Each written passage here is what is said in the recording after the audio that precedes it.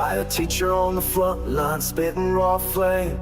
Uncut truth of the Most High, putting fakes to shame. Slicing through the deception when he crack open the book. Snatching back the captive souls the false shepherd took. Smashing up sorcery, burning every spell. Tarot cards and witchcraft cast straight to hell.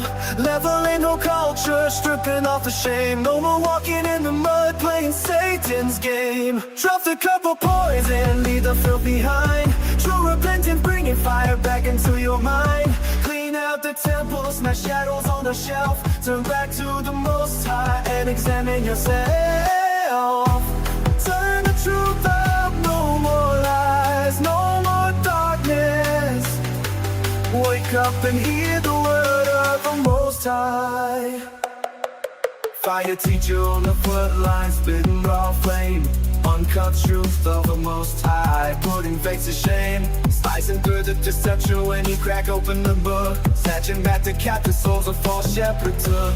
Smashing up sorcery, burning every spell. Tarot cards and witchcraft cast straight to hell. Leveling no culture, stripping off the shame. No more watching in the mud, playing Satan's game. Drop the cup of poison, leave the filth behind. True repentance, bring fire back into your mind. Clean out the temple, smash shadows on the shelf. Turn back to the Most High and examine yourself. The clock is ticking, judgment dropping on the ground. You better stand firm before the final trumpet sound. Wash in the holy fire, break away the shame. Prepare for the kingdom, glorify His name. The King is returning, yeah, the King,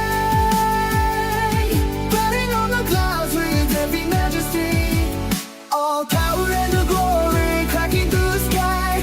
Every knee bowing to the Son of the Most High. The King of Kings, He is the King, every chain. Look out, the fallen wood gold, trapped inside confusion. Tarot reading witches, living deep in an illusion. Glorifying lust, selling souls for the gain. But the fire teacher, bringing truth through the pain. Repentance is the key, turn away from the sin. Keep the commandments if you wanna enter in. No sorcerer, no witch, no hypocrite dance. When the wrath of the Most High hits across the lands. Stand on the precept, put it in the light. We put it down darkness, stepping in the light. The clock is ticking, judgment jumping on the ground. You better stand firm before the final trumpet. Wash in the holy fire, break away the shame. Prepare for the kingdom, glorify His name.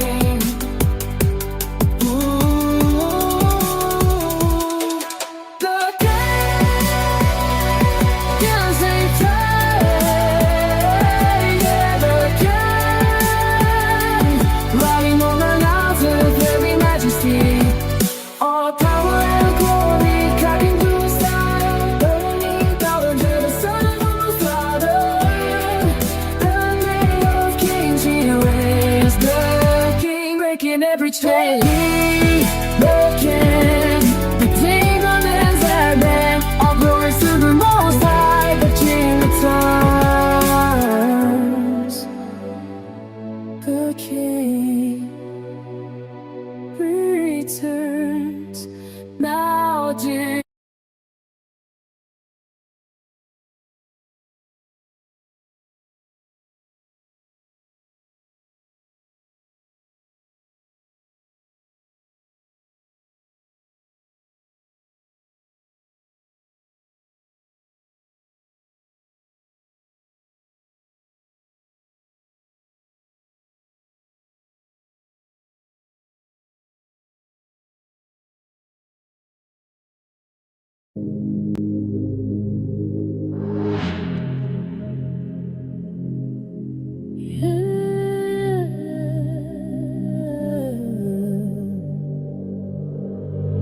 Listen up, order in the house of the Most High.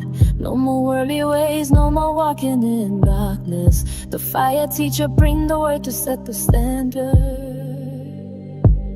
Fire teacher wrote the scripture, standing firm in the light, teaching daughters of the kingdom how to walk and do right, throwing out the modern garbage, tossing out the deceit, laying down the holy precepts right at your feet. Silent sisters cover up, put the modesty on, leave the hypersexualized trap out on the lawn. No more running through the streets, selling out for a check, giving body, heart and soul without receiving respect. Stop sleeping around with every man, mud in the block. Build your house upon the spirit, grounded firm on the rock. True beauty ain't the flesh, it's the spirit within. Clean your life, turn away and repent of the sin. Throw away the worldly noise, step into the light, dressing in the holy law, walking in the might. When the fire teachers speak, truth is in the sound, setting up the righteous standard on the holy ground. Virtuous and modest and pure in the spirit.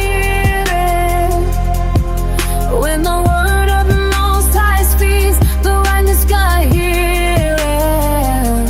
Submissive in the truth, that's where real power lies. Walking like a daughter of the ruler of the skies. Pure and white, no more running in the street. Virtuous woman making Satan's realm face to feet. Look at Proverbs 31, see the blueprint laid down. A virtuous woman is her husband's holy crown. Submissive to the order that the Most High decree, bringing peace to the home, planting righteous seed. Not loud and stubborn, not chasing after the cloud, knowing what a daughter of the King is about. Guarding up her temple, keeping honor intact. When you step into the truth, ain't no turning back. Fire teacher brought the flame, burning all of the lies. Opening up the scriptures right before your eyes. Stand tall in the modesty, put the righteous garments on. The darkness is departed and the holy light is dawn. Throw away the holy noise, step into the light, dressing in the holy law, walking in the might. When the fire teacher big, truth is in the sound, setting up the righteous standard on the holy ground. Virtuous and modest and pure in the spirit.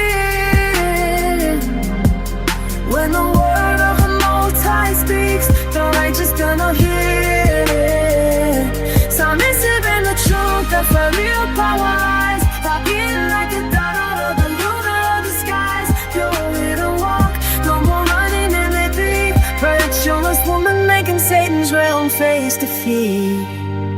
Face slowly fading, envy and sin trailing off to gain this order. Virtue, modesty through the word of the Most High. All praises to the Most High.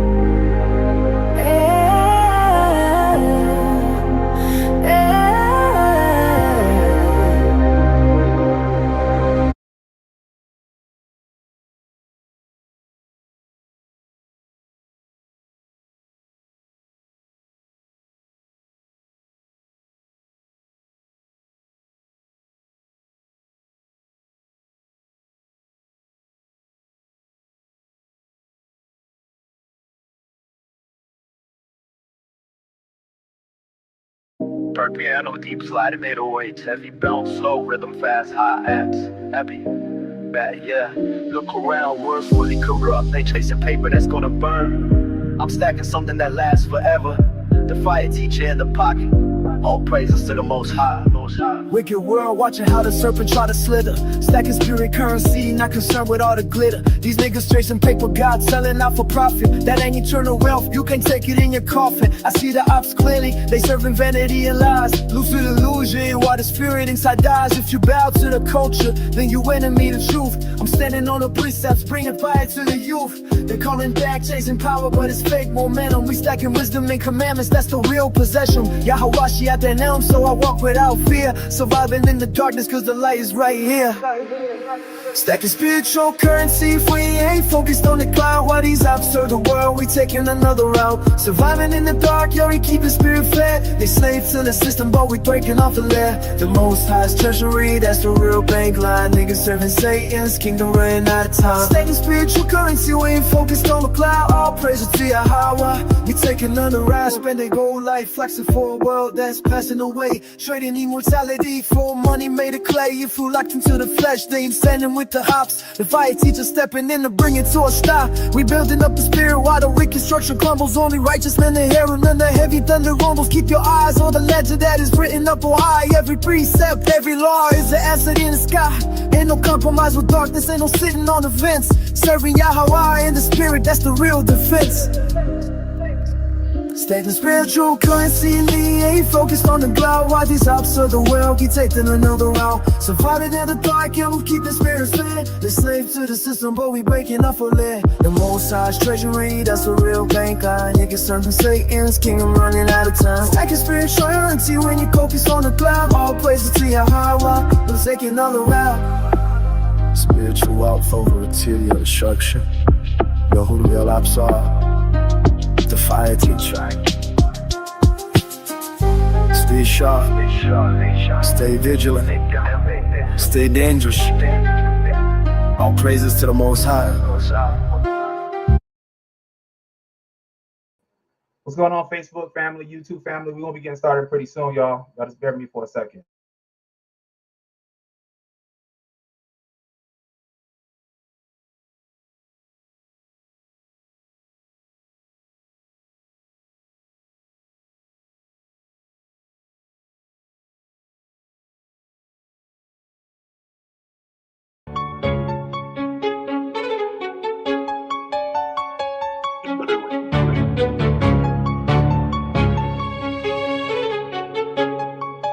Yeah. Light in the darkness. They thought the night would cover. The fire teacher in the building, bringing pure heat, pure truth.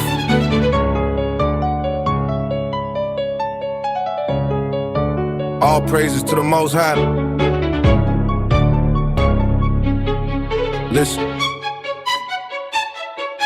Walking through the shadows where the wicked try to creep, while the whole world falling into a heavy sleep. I step onto the block with the sword of the word, proclaiming every decree that the nations haven't heard. Call me the fire teacher, burning through the lies, exposing Satan's kingdom right before their very eyes. Principalities tremble when the heat gets turned. Every trick of the opponent bound to get burned. We ain't bending, we ain't folding to the culture of the day. Standing firm in Yahweh, walking in the narrow way. Light shining vicious through the pitch black night, destroying every dark plot, setting what is right. Serving the Most High in a dark world, yeah. Fire in my spirit, let the whole truth flare.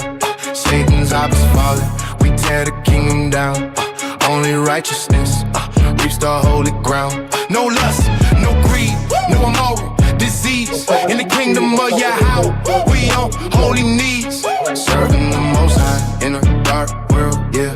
Standing in the truth, ain't. All right. Welcome, everybody. Shalom, shalom, shalom. I want to first and foremost give all honor, glory, and praises to the Most High. And we do so in the name of His Son, the Anointed King. Some say Yeshua, some say Yahawashi, but we give all praise, to the Most High through His Son, right? So, look at the world around you right now, right? You got false teachers and soft preachers. Again, you got false teachers and soft preachers. They have lulled the masses into a deadly passive delusion, right? They have painted a sweet, sanitized, weak picture, a quiet cloud, a gentle smile, and a peaceful transition where the rebellious get a pass, right? The rebellious, they pretty much get a get out of jail free card in this world, right? They have lied to you. When the heavens tear open, it will not be peace, right? There will not be safety. It will be absolute, violent, horrific execution of divine rage. The atmosphere is instantly ignite into liquid fire. I don't know if you're ready for that. Liquid fire, right? The skies will smoke like a mega furnace, and the crust of the earth will be soaked in the boiling blood of the rebellious. The streets will run red, choked with the scorched, disemboweled, rotting corpse of those who thought they could defy the Almighty, Most High, right? So Yahawashi, some say Yeshua, right? is not returning as a humble lamb to be mocked, tortured, or nailed to a tree again, right? He is returning as the conquering king and executioner, clothed in nightmare inducing power, drenched in the blood of his enemies and executing the raw, unbridled fury of his father, Yahweh. Every kingdom of this earth will be crushed into dust. Russia, Germany, right? China, all these places, all these kingdoms, these regimes will be turned into dust, right? Every proud ruler, politician, military leader, and arrogant sinner will drop to their knees in sheer hysterical panic, right? They'll be clawing at the bare dirt, wishing they had never been born. This is the day we talking about, family. And I got to really, really illustrate this day, right? So it can at least scare somebody on here, right? So this is not a drill. This is the catastrophic reality of his second coming. Before we strip away every lie and look directly into this global slaughterhouse, right? We must establish our foundation under the sole authority of Colossians chapter 3 and verse 17. And it reads, and whatsoever ye do in word or deed, do all by Sham Hamashiach Yahawashi, giving thanks to the Most High and the Father by Sham Hamashiach Yahawashi. So whatever is spoken or executed tonight is delivered strictly under the direct command and authority of the Messiah, our King. In the original Greek text, the word for name in this verse is anoma, right? Is anoma. And according to the Greek lexicon, I typically use theirs myself. Anoma, it signifies not just a spoken label, but the cause, reason, and sovereign authority of the person represented, right? So we do not present human opinion, smooth words, or emotional comfort here. This is not a class for you to feel comfortable, right? This message is declared under the full sovereign command and terrifying legal authority of our King, right? Giving all glory to the Father, right? The Most High, our Father, he gave his son a directive, right? So let's actually get into these scriptures. Actually, before we get into the scripture, right? The ancient decrees. I got to talk about ancient decrees. You must understand the exact framework of what you are going to hear tonight, right? The word eschatology, right? I always butcher the word, right? It comes from two Greek roots. Eschatos, meaning last or final or extreme, and logos, meaning word, decree, or instruction, right? So according to the Greek lexicon, eschatos is defined as the uttermost border, the end of temporal period. So it's the end of a time period, right? The final destiny of man and nation. So therefore, eschatological prophecy is not vague symbolism or creative storytelling. That's not what you're going to hear today. You're not going to hear some type of story, fable. You're going to hear direct truth coming straight from the scriptures, right? So it is pre-written, legal execution, a decree of the Most High detailing the final collapse of worldly empires, the physical return of our King, the utter destruction of the wicked, and the permanent establishment of the kingdom of the Most High on earth, right? Because that's where the kingdom of the Most High is going to be, here on earth, right? It is a divine history written before it happens, an unchangeable military timeline that cannot be altered by any human being, no type of politics, doctrines, or human tears, right? So let's go to our first verse. Let's go to the book of Isaiah. And if I can, Choke, if you can put the scriptures inside of the chat for me on box 1. Let's go to the book of Isaiah, chapter 63, and let's go to verse 1. And welcome everybody on Facebook and YouTube. Who is this that cometh from Edom with dyed garments from Basra, this that is glorious in his apparel, traveling in the greatness of his strength. I that speak in righteousness, mighty to save. Wherefore art thou red in thine apparel, and thy garments like him that treadeth in the winepress, in the winefat. I have trodden the winepress alone, and of the people there was none with me. For I will tread them in my anger and trample them in my fury, and their blood shall be sprinkled upon my garments, and I will stain all my raiment. For the day of vengeance is in my heart. So we see the day of our king's vengeance is inside of his mind. This is what he's thinking about doing. He's not thinking to come here on earth to give you hugs, kisses, and lollipops. That's not what he's coming to do. He's thinking of vengeance. He's thinking of blood. And the year of my redeemed is come. And I looked, and there was none to help. And I wondered that there was none to uphold. Therefore, my own arm brought salvation unto me, and my fury, it upheld me. So look at what scripture is establishing right here, right?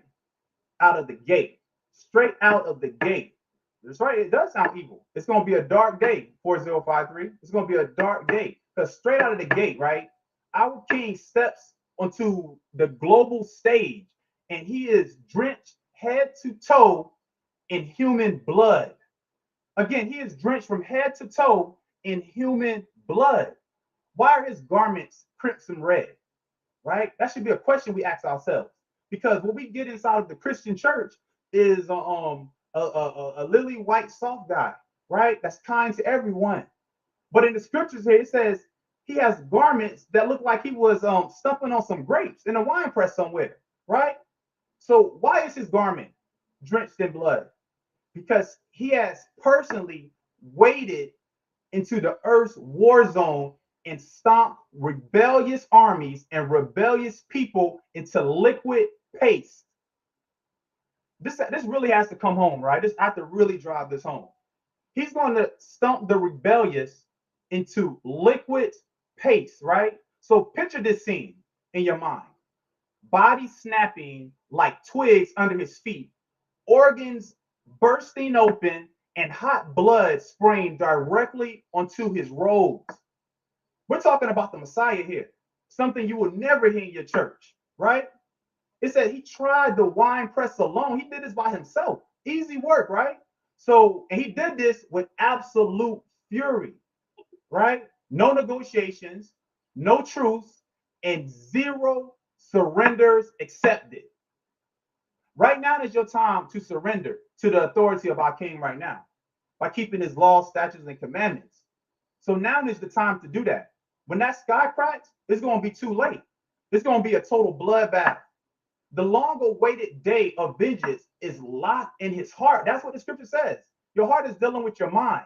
So he cannot wait to come down here and do damage, right? And it says, and his own arm is going to bring ruthless, bloody execution to every single soul that stood against him. So this is the time tonight to do a self-examination to see if you are standing against the Most High and against our King, or if you're standing with him. I know as for me and my household, appreciate you putting the scripture there, Chef, appreciate that. So I know as for me and my household, we're going to follow the Most High and follow his son, right? Let's read on to verse 6. And it says, and I will tread down the people in mine anger. So you see, he's furious. He's angry, right? This doesn't sound like some nice guy that's coming just to love and hug on you, right? Because a lot of people say, oh, I know Jesus. I know him. He's my Messiah. And he don't play about me, right? I hear people saying, oh, I'm blessed and highly favored, right? But we're going to see how blessed and highly favored you are when the Messiah comes back, right? Let me read that again. And I will tread down the people in my anger and make them drunk in my fury. And I will bring down their strength to the earth. I'm going to jump down to verse 15. And it reads, look down from heaven and behold, from the habitation of thy holiness and of thy glory, where is thy zeal and thy strength? The sounding of thy bowels of thy mercies towards me, are they restrained? That's a question right there. Verse 16. Doubtless thou art our father, though Abraham be ignorant of us and Israel acknowledge us not, thou, O Most High, art our father, our redeemer. Thy name is from everlasting, right? Let's jump over to the book of Revelation. Let's jump over to the book of Revelation, chapter 19, because we're going to tie all these scriptures together. Revelation chapter 19 and verse 11.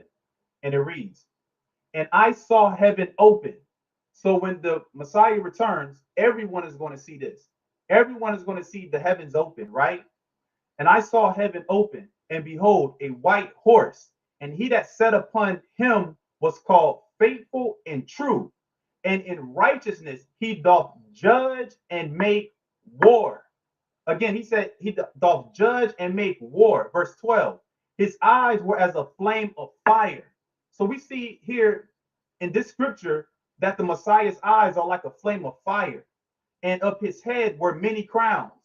When you're dealing with the flame of fire, you're dealing with war, destruction, buildings on fires, cars on fire, right? And on his crown were many, on his head were many crowns. These are the kingdoms and the nations that he's going to conquer when he returns. And he had a name written that no man knew but he himself. Now listen to this, family. Verse 13. And he was clothed with a vesture dipped in blood. This is the same thing that we read in the book of Isaiah chapter 63. Him with that bloody garment on, right? And his name is called the Word of the Most High. Verse 14. And the armies which were in heaven followed him upon white horses, clothed in fine linen, white and clean. So the terror escalates, right? Directly into the apocalyptic destruction. We're reading from Apocalypto. That's the book of Revelation, right? The book of Revelation, or Apocalypto, we're reading about the destruction that our king is going to bring when he returns for his second time, right? Our king literally stomps populations into the dirt until they stagger and vomit in their own ruin. Ask yourself, do you want to really get stumped out into a bloody pace? Because I know I don't want to do it. That I want to happen to myself, right? He's going to rupture the atmosphere surrounded by roaring, superheated, heavily war chariots that sweep across the sky like a wall of liquid fire. That's literally what we're going to see, right? So in the Hebrew text, right, the word for fury, and I'm chiefly talking about in the book of Isaiah chapter 66 and verse 15, is Shema. And if Polygyny King is on, correct me if I'm wrong. But the word for fury is Shema, right? And according to the Cassinius, because that's what I use, right? Shema is defined as a poison, hot, burning rage that completely consumes. A burning rage that completely consumes. That's what this thing is, right? So he arrives on a white war horse to wage open, merciless war, right? That's what he's going to do, right? So his sword will execute so many people that the entire globe becomes his personal butcher block. We all been to the grocery stores. We all seen people cutting up meat. Now imagine that, where the earth is his personal butcher block, right? Just dead, just body rotten, dead flesh everywhere, right? Let's go to the book of Second Ezra out of the Apocrypha. And for those that don't know, the Apocrypha is those 14 books that was taken out of the King James Version Bible. So if you look at the your standard Bible, it has 66 books in it, right? The part that's missing, those 14 books, is called the Apocrypha, and that's between Malachi and the book of Saint Matthew, right? That's the Greek captivity that was taken out of it, right? So we're going to read from the Apocrypha, Second Ezra chapter 13, and we're going to go to we're going to start at verse 8, and it reads, and after this I beheld, and lo, all they which were gathered together to subdue him were sore afraid. You see that? And yet durst fight. So you're going to have the Army, the Navy, the Marine Corps, the Space Force. They're going to be scared, but they're going to still try to fight our king, right? Let me get some shout outs real quick. What's going on, Paradise? Skinny Black, House of Fun, Quadam 144. Appreciate you joining the live. Y'all double tap the screen. She's Meat 33. Small, shout out to my Black Nation family. Lock B, appreciate you joining the live. Let me see who else we got up in here. Def DJ, appreciate you joining the live. The Love Life, appreciate you joining the live. Shout out to Black Nation. Sean 11, appreciate you joining the live. Let's see. Welcome everyone. Welcome. So let me read that again. 2nd Ezra chapter 13 and verse 8. And after this I beheld, and lo, all they which were gathered together to subdue him were sore afraid, and yet durst fight. So the Army, the Navy, the Marine Corps, the Space Force, they're going to be scared, but they're still going to try to fight our king, right? With their weapons, with their ships, with their Apaches, right? They're going to still try to fight. Let's read on. Verse 9. It says, and lo, as he saw the violence of the multitude that came, he neither lifted up his hand, nor held sword, nor any instrument of war. You see that? Verse 10. But only I saw that he sent out of his mouth as it had been a blast of fire, and out of his lips a flaming breath, and out of his tongue he cast out sparks and tempests. Verse 11. And they were all mixed together, the blast of fire, the flaming breath, and the great tempest, and fell with violence upon the multitude which was prepared to fight. Right? That's everybody that wants to go against our king, right? And burdened them up everyone, so that upon a sudden of an innumerable multitude nothing was to be perceived, but only dust and smell of smoke. When I saw this, I was afraid. So imagine that. We all had barbecue before, but imagine smelling the barbecue of human flesh. That's all that you want to smell in the atmosphere.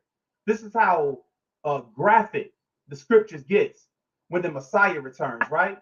So look at the physics of this divine airstrike. When multinational military forces assemble their jets, right, their tanks and nuclear armaments to fight our king, he doesn't even need to draw a physical blade at all. He doesn't need to pull out a sword at all, right? He opens his mouth and unleashes a concentrated stream of atomic level, superheated fire straight into their ranks, right? That's what he does. He gives the command. He gives the command of his host, his army, to go and attack. Because our king, Yahawashi, he's the general, right? So a single wave of flaming breath and supercharged sparks blast through the lines of the Army, Navy, the Space Force, the Marine Corps, right? And it totally vaporizes millions of heavily armed soldiers in a fraction of a second, right? In the fraction of a second, right? Their tactical armors melts.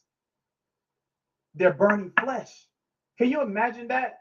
Flesh melting away. What's going on, Seven?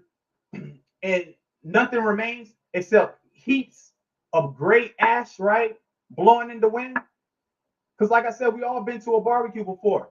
And we all know how when something turns it gets burnt, you get that gray ash material, going everywhere, right? So to truly grasp the psychological warfare that the Most High Yahweh is going to release upon the rebellious earth, right? Before the physical slaughter even begins, we must, right? And I will be remiss, we must examine the most intense records of divine darkness, right?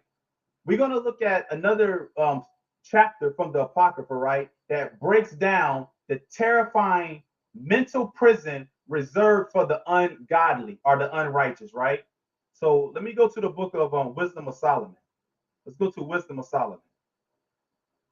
And again, this is out of the Apocrypha. right? We're going to go to Wisdom of Solomon, chapter 17, right? And I think I'm going to start at verse 2, right? So verse 2, it says, "For when unrighteous men thought to oppress the holy nation, they being shut up in their houses, the prisoners of darkness, and feathered with the bonds of a long night." Hold on, y'all. All types of stuff popping up on my screen. Okay, let me read that again. "For when unrighteous men thought to oppress the holy nation, they being shut up in their houses, the prisoners of darkness, and feathered with the bonds of a long night, laid there exiled from the eternal providence." So the rebellious thought, right? The rebellious thought they were masters of the earth, right? Donald Trump, Putin, right? They think they're the rulers and the authorities of the earth, right? And they hold holy nations into subjection. That's what they do, right? But instead, they will be thrown into invisible, inescapable chains of supernatural blackness, right? Locked inside their own homes, completely cut off from the light of the Most High, right? Waiting for absolute destruction. They're going to be waiting there, waiting for destruction to happen, right? I appreciate you, Box 5. I appreciate you. Let's read on verse 3. Wisdom of Solomon, chapter 17, verse 3. "For while they supposed to lie hid in their secret sins, they were scattered under a dark veil of forgetfulness, being horribly astonished and troubled with strange apparitions." Y'all hear this, family? It says being troubled with strange apparitions. So every secret sin, every hidden hypocrisy, right? And every perversion they thought was buried in secret will be ripped open under a suffocating veil of dark forgetfulness, right? Completely shattering their nervous systems with sudden screaming terror, right? This is what's going to happen. We're talking about the day our King, Yahawashi, returns, his second coming, right? Like it says right here, the second coming, a day of darkness. It's not going to be no light when this happens. It's going to be a scary time, family. Let's read on verse 4.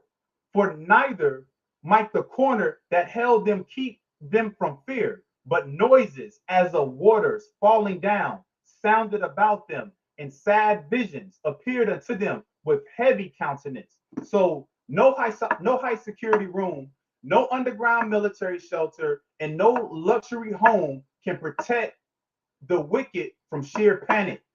So you can't go into your underground bunker, right? Somewhere in New Zealand and think that you're safe nowhere, right? Supernatural sounds will crash around them like roaring waterfalls. We don't want this to be us, family. We want to totally avoid this nightmare.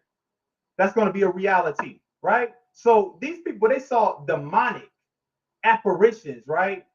With grim, lifeless faces that materialize out of the blackness, out of the darkness, right? This is scary just reading about it right here, let alone having to go through it. You in the pitch black darkness and the apparition just appears, a monstrous apparition, right? That it stares at you and it stares directly through your soul, right? That's what we're reading about right now. Let's jump down to verse 14. Verse 14. "But they sleeping the same sleep that night, which was indeed intolerable, and which came upon them out of the bottoms of inevitable hell." I got to read that one more time to drive it home again. "But they sleeping the same sleep that night, which was indeed intolerable," meaning they couldn't go to sleep. It's intolerable. "And which came upon them out of the bottoms of inevitable hell." So what's going to happen is you're going to be hunted by monstrous phantoms. 1 second. So 1 second is monstrous phantoms, right? And frozen in total fainting paralysis at the very same time. So you can be hunted by phantoms, and then you're going to get put into a paralysis at the very same time, right? So all this is going to happen all of a sudden, right? You're going to have unexpected wave of doom will seize every breath in your body, where you're going to freeze up, and all the wicked stuff that we've done is going to be brought to our remembrance. This is what we're trying to avoid, family, right? This is why I make these classes, so we can understand the pure terror that's going to happen during the second coming, right? I'm reading from the book of Wisdom of Solomon, chapter 17 is where I'm reading from. It's out of the Apocrypha. And if you're not familiar with the Apocrypha, that's the 14 books that was taken out of the Bible. It's always been there. It was taken out during by a man named Martin Luther. It was taken out by, right? So we're reading the entire restored Bible, right? Okay, all praise to the Most High. Okay, let's go down to Wisdom of Solomon, chapter 17. Let's go to verse 18.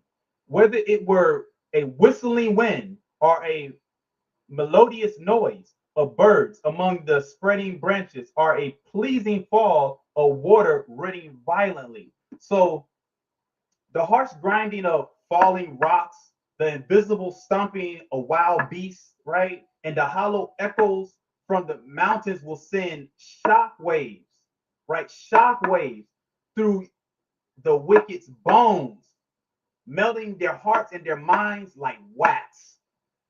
It's going to melt your heart and your mind like wax, right? Let's read on. Let's jump down to verse 20. For the whole world shined with clear light, and none were hindered in their labor. So over the wicked alone, right? So over the wicked alone will hang a heavy, crushing blanket of eternal night. Again, over eternal night, right? A physical, terrifying preview is what we're reading right here.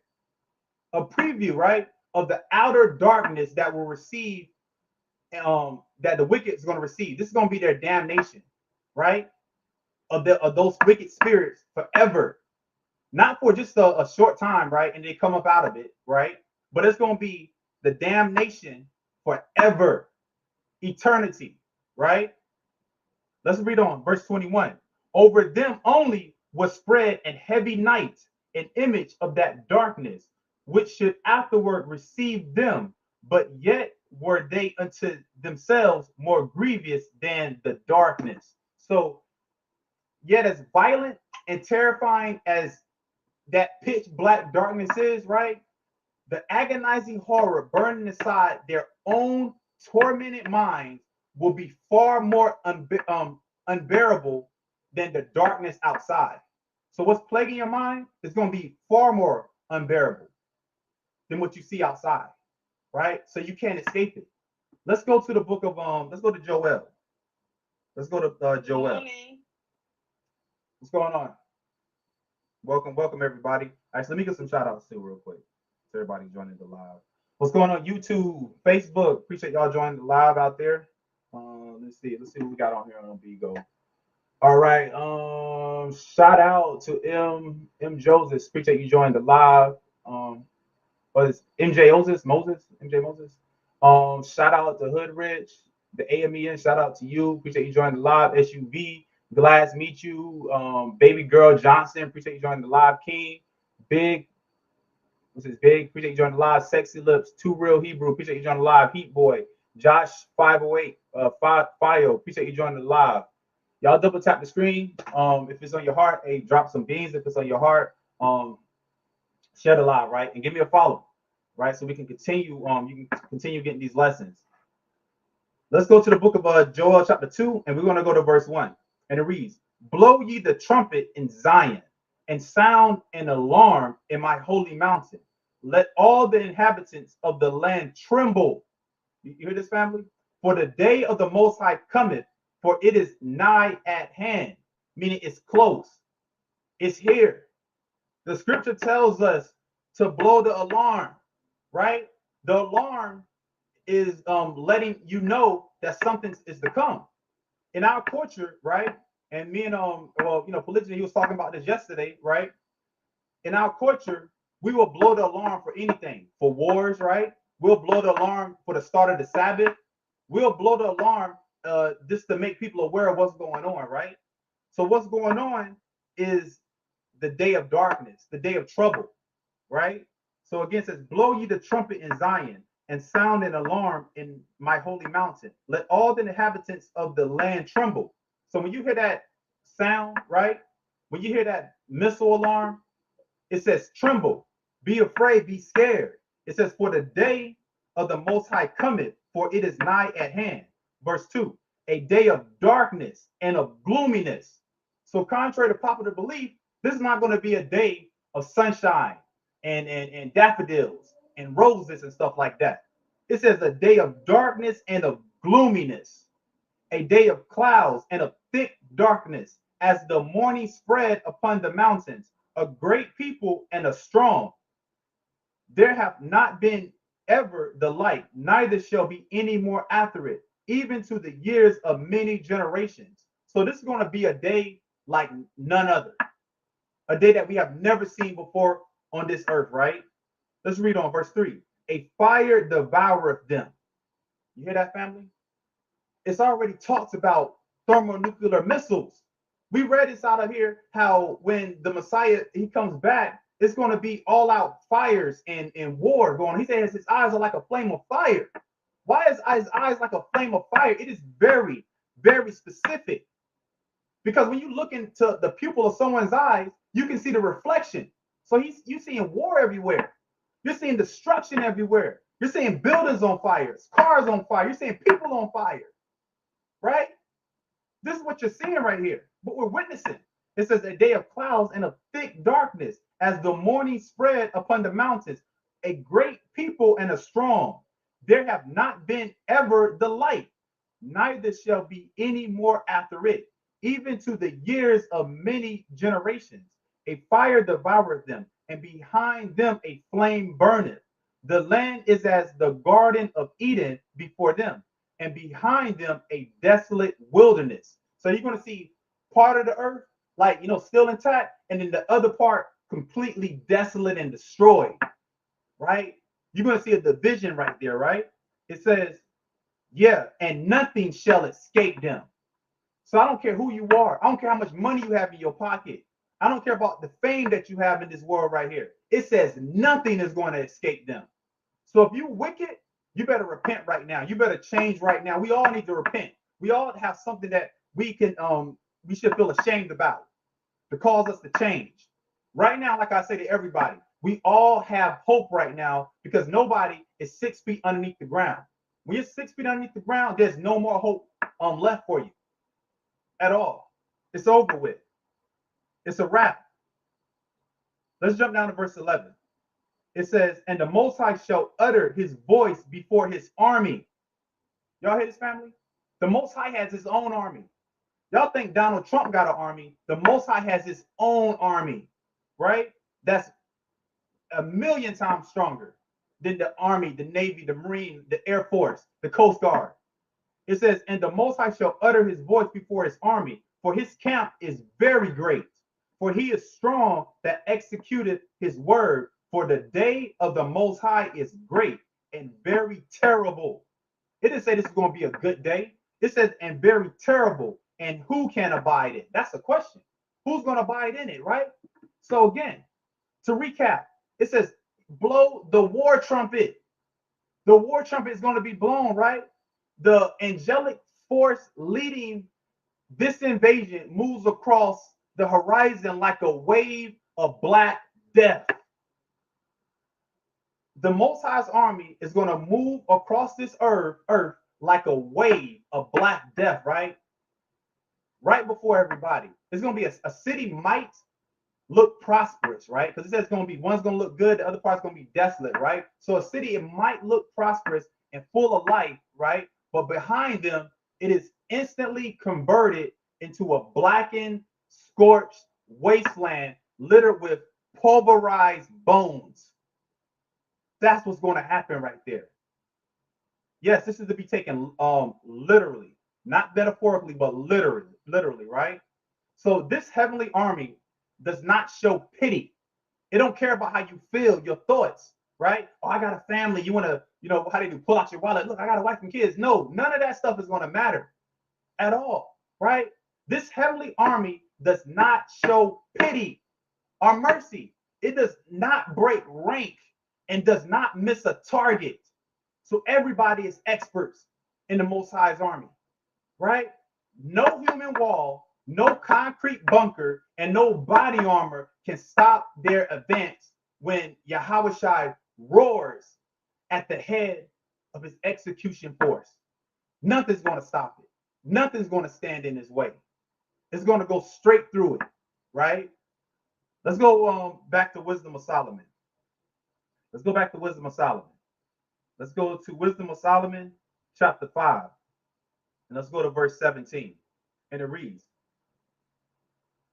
He shall take to him his jealousy for complete armor, and make the creature his weapon for the revenge of his enemies. You hear that? Let me read it again. He shall take to him his jealousy for complete armor, and make the creature his weapon for the revenge of his enemies. Let me jump down to verse 20.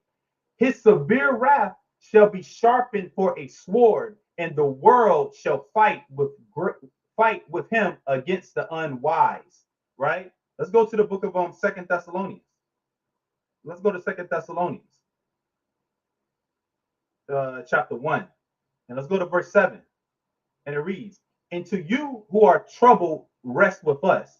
Read that again. And to you who are troubled, rest with us. When Hamashiach Yahawashi shall be revealed from heaven with his mighty angels. You see that? This ain't no metaphor. This is real life. You said the Bible doesn't seem to support a second coming. We're reading about it right here, right? We read about it in the Old Testament and also the New Testament. So it does support a second coming, right? We're reading about it right now. Verse 8, in flaming fire, taking vengeance on them that know not the Most High. Because when did this ever happen right here? If it's not a second coming, when did this eschatological prophecy happen? An end time prophecy, when did it happen? It says, again, in flaming fire, taking vengeance on them that know not the Most High, and that obey not the gospel of our King, Hamashiach Yahawashi. So creation itself turns violently hostile to butcher the ungodly, the unrighteous, right? It's going to turn hostile. We're talking about animals. We're talking about the beasts, the lions, the cheetahs, the hyenas, right? The crows. That's his creatures. Also his people. That spirit is going to be put on them to carry out his duty. They're going to become the Most High's battle axe and weapon of war, right? Our King Yahawashi weaponizes the very laws of nature against his enemies. Tornadoes, earthquakes, hailstorms. He's going to use these things. He's going to, look, I've seen semi-trucks, right? The trailers get picked up in a tornado and swung around and spun around and thrown. I've seen this before. Images of this. Semi-trucks picked up by the Most High. So you can't say the Most High can't do it. Because yes, he will do it. Won't he do it? Right? Like the Christians say, won't he do it? Right? So again, our King Yahawashi is going to weaponize the very laws of nature against his enemies, right? Bolts of supercharged divine lightning will fly out of pitch black clouds like guided missiles, right? They're going to fly shooting like guided missiles, right? Striking targets with lethal precision, family. Lethal precision. That's what's going to happen, right? You're going to see giant hailstones, crushed skulls, and pulverized armored vehicles like cannonballs, right? Our King Yahawashi, he splits the sky, accompanied by millions of terrifying angelic war captains, right?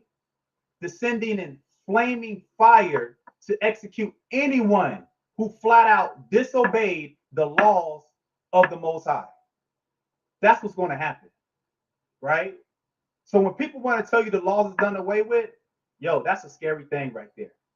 That's a scary thing if you want to listen and follow behind that thing right there, right? You better fear the Most High, and you better do what he tells you to do to the best of your ability. Because we're talking about the second coming, right? What's this? Irene said there's no indication of a gap for thousands of years. I'm not sure what you mean by that. You know, we can definitely see when we look at societies and culture, right? Every regime, every empire has about, on average, a 250-year span. We've seen that with the Babylonian Empire, the Greek Empire, the Byzantine Empire. We've seen that with the Roman Empire. All these have a time span of, on average, of 250 years. We see the birth of the nation, the rise of the nation, and then the fall of the nation. And at every fall of that nation, what happens is there sexual immorality, sexual perversion. We've seen the rise of the birth of America, right? In July 4th, 1776, right? To now, we've seen the birth of America, July 4th, 1776, the birth of the nation. We've seen the golden age of America, the rise of the nation. And now it's been July 4th, 2026, which makes on average 250 years. Now, I'm not saying it's going to happen this year because nobody knows the time or the date. But all I know is, and all I'm going to say to y'all is that we're living on borrowed time as we speak right now.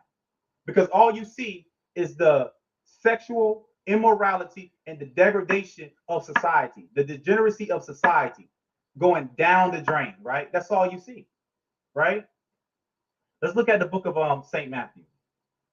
Let's go to St. Matthew, chapter 24. And actually, you know what? Let me go to St. Matthew chapter 24, and I'm going to start at verse 36 first, and I'm going to jump back up. St. Matthew chapter 24 and verse 36. But of that day and hour knoweth no man, no, not the angels of heaven, but my Father only. So only the Father knows when he's going to send his son back with vengeance. All we know is that we're in the ballpark by looking at how this world is. Looking at how this world used to be great. It used to be strong, right? But now it's weak. No one is afraid of America anymore, right? So this regime, this wicked regime is coming to an end, family. So believe it or not, I mean, hey, you don't have to believe it, but hey, the blood is off my hand once this class is done. This is, let me go to verse 27, St. Matthew 24, and let me go to verse 27. And it reads, for as the lightning cometh out of the east and shineth even unto the west, so shall also the coming of the Son of Man be. You see that? Let me read that one more time. For as the lightning cometh out of the east and shineth even unto the west, so shall also the coming of the Son of Man be. I will get to the questions after I'm done with the presentation. I think it was Irene. I'll get to that. So let me read that one more time. St. Matthew 24 and 27. For as the lightning cometh out of the east and shineth even unto the west, so shall also the coming of the Son of Man be. See that? Let's go to the let's go to Revelation, right? Let's go ahead and land me back off that precept right here. Revelation chapter 1 and verse 7. Behold, he cometh with clouds. This is the very last book of the Bible right here. Behold, he cometh with clouds, and every eye shall see him, and they also which pierced him, talking about the Romans that put him to death, right? And all kindreds of the earth shall wail because of him, even so, right? Let's go to Revelation chapter 6. Let's go to verse 15. Revelation 6 and 15. And the kings of the earth, and the great men, and the rich men, and the chief captains, and the mighty men, and every bondman, and every free man, hid themselves in the dens and in the rocks of the mountains. All right, that's talking about people that want to get these bunkers in New Zealand and Australia and places of that nature, right? They want to think their money can save their lives, that it can hide them, it can tuck them away. Let's read on. And said to the mountains and rocks, fall on us and hide us from the face of him that sitteth on the throne and from the wrath of the Lamb, right? So the physical return of the king is a global shockwave of sheer horror, of sheer terror, right? His arrival isn't a quiet event, right? So all these people that want to claim that they the Messiah, like Yaju and that guy that's in Africa right now, right? These are just the modern day ones, right? That want to claim that it's gonna come and no one's gonna really know that he came, right? It's not going to be a quiet event at all, right? This event is going to light up the dark sky from the east to the west like a global bolt of atmospheric lightning. That's what the scripture said, right? Every single eye on earth will see him. Everyone is going to see him. Look at the pathetic state of the global elite when this hits, right?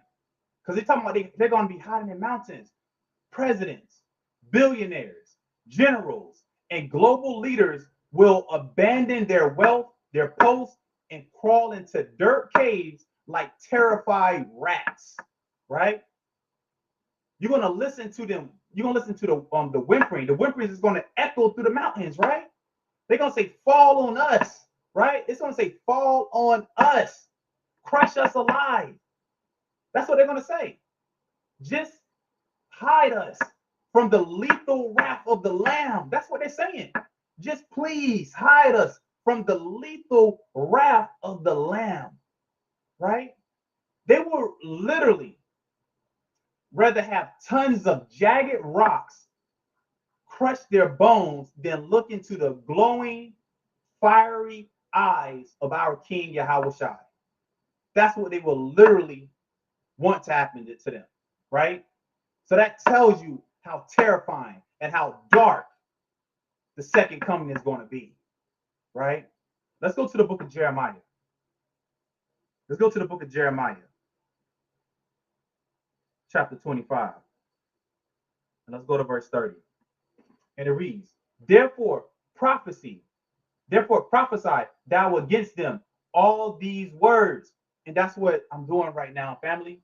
Because it says, prophesy against them all these words, and say unto them, the Most High shall roar from on high, and utter his voice from his holy habitation. He shall mightily roar upon his habitation. He shall give a shout as they that tread the grapes against all the inhabitants of the earth. Right? Let's read on, verse 31. A noise shall come even to the ends of the earth, for the Most High have a controversy with the nations. What does that mean? The Most High wants to get up with the nations. He wants to get up with us, right? He will plead with all flesh. And that don't mean he's going to say, please, please, just change your ways. No, it means he's going to come back doing some destruction. He will give them that are wicked to the sword. You see that, family? We live in America. We live in a society where it's group think.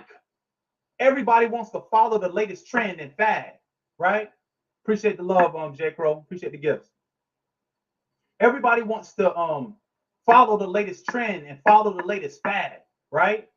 What's the newest thing out there, right, on the market? It says he will plead with all flesh. He will give them that are wicked to the sword, saith the Most High. So who's saying this? These are my words. It says, saith the Most High. Verse 32. It says, thus saith the Most High of hosts, behold, evil shall go forth from nation to nation. That's dealing with destruction. Destruction is going to go forth from nation to nation, and a great whirlwind shall be raised up from the coast of the earth. Verse 33. And the slain of the Most High shall be at the day from one end of the earth, even unto the other end of the earth. Now make this be a metaphor and not something literal. It says the slain, the destruction, right, is going to be from one end of the earth, even unto the other end of the earth. They shall not be lamented, neither gathered nor buried. So you know how you have a funeral and people get a chance to cry and mourn over the lost ones and loved ones? That's not going to happen. Because if you wicked, hey, bro, I'm up here to get educated. What the word lamenta mean? That word you just said, what that mean? Yeah, so lamented, that goes into crying. That goes into mourning. That goes into you're just sorry that you lost somebody, you lost a loved one. Yeah, you lost a loved one. So let me read that again. Again, it says, and the slain of the Most High shall be at that day from one end of the earth, even unto the other end of the earth. they shall not be lamented, neither gathered nor buried. So your loved ones, right? If they're wicked, and if you're wicked, it's going to be no time to mourn anybody. So imagine your child, right? And this is why we got to stop doing this damn group thing, right? You got a little baby. So that's what lamented means. Yeah, it means to mourn. Right, to mourn. Okay. Right, to mourn. All praise to the Most High. So yeah, imagine that. We got these little kids right now, right? They following trends of Sexy Red, Cardi B, right? What's that other heifer name? My scamming ass niggas, that whole, you know, you got Nicki Minaj, all them, right? You got little girls twerking and dancing and following after these people that are their idols. So you're not, when your little child, they get destroyed for being wicked, you're not even gonna have time to mourn them because you're going to get destroyed next. And you're not gonna have no time to bury them because you'll be destroyed next, right? That's a serious thing, right? Hey, hold your questions though, Box 2. I'm gonna get to questions at the end of this. Let's write it down so you don't forget. Let me read that again. You write your questions down so y'all don't forget. So let me read. Read it again. And the slain of the Most High shall be at that day from one end of the earth even unto the other end of the earth. They shall not be lamented, neither gathered nor buried. They shall be dung upon the ground. You see that? And we're going to get in why they're going to be dung upon the ground. Because that means the wild beasts of the earth is going to eat them and eat you if you're wicked, and it's going to crap you out. That's what it means by dung on the ground, right? So the death toll, right, will be catastrophic. Again, the death toll will be catastrophic, family. Yahweh roars from his dwelling like a lion closing in on its prey, right? Like a lion closing in on its prey, right? Shouting an execution decree against every inhabited on the planet, every person on the planet, right? Calamity jump from country to country because it said from one end to the other end. So destruction is going to jump from one country to another country like an uncontrollable wildfire. I'm out here in California, right? In Southern California at that. We got wildfires that will literally jump over the freeway. So this is how the destruction is going to happen. It's going to jump from one country to another country, right? We got to read the reality for itself, for what it says. Y'all got to read the reality for yourself, right? Don't just take my words for it. Go into these scriptures, dig into these scriptures right here, right? Because this is really what is going to happen. The slain of the Most High will lie dead from one end of the earth clear to the other. No morgues, no coffins, no burials, and no tears. Just mountains of bloated, rotting human corpse left like manure under the sun.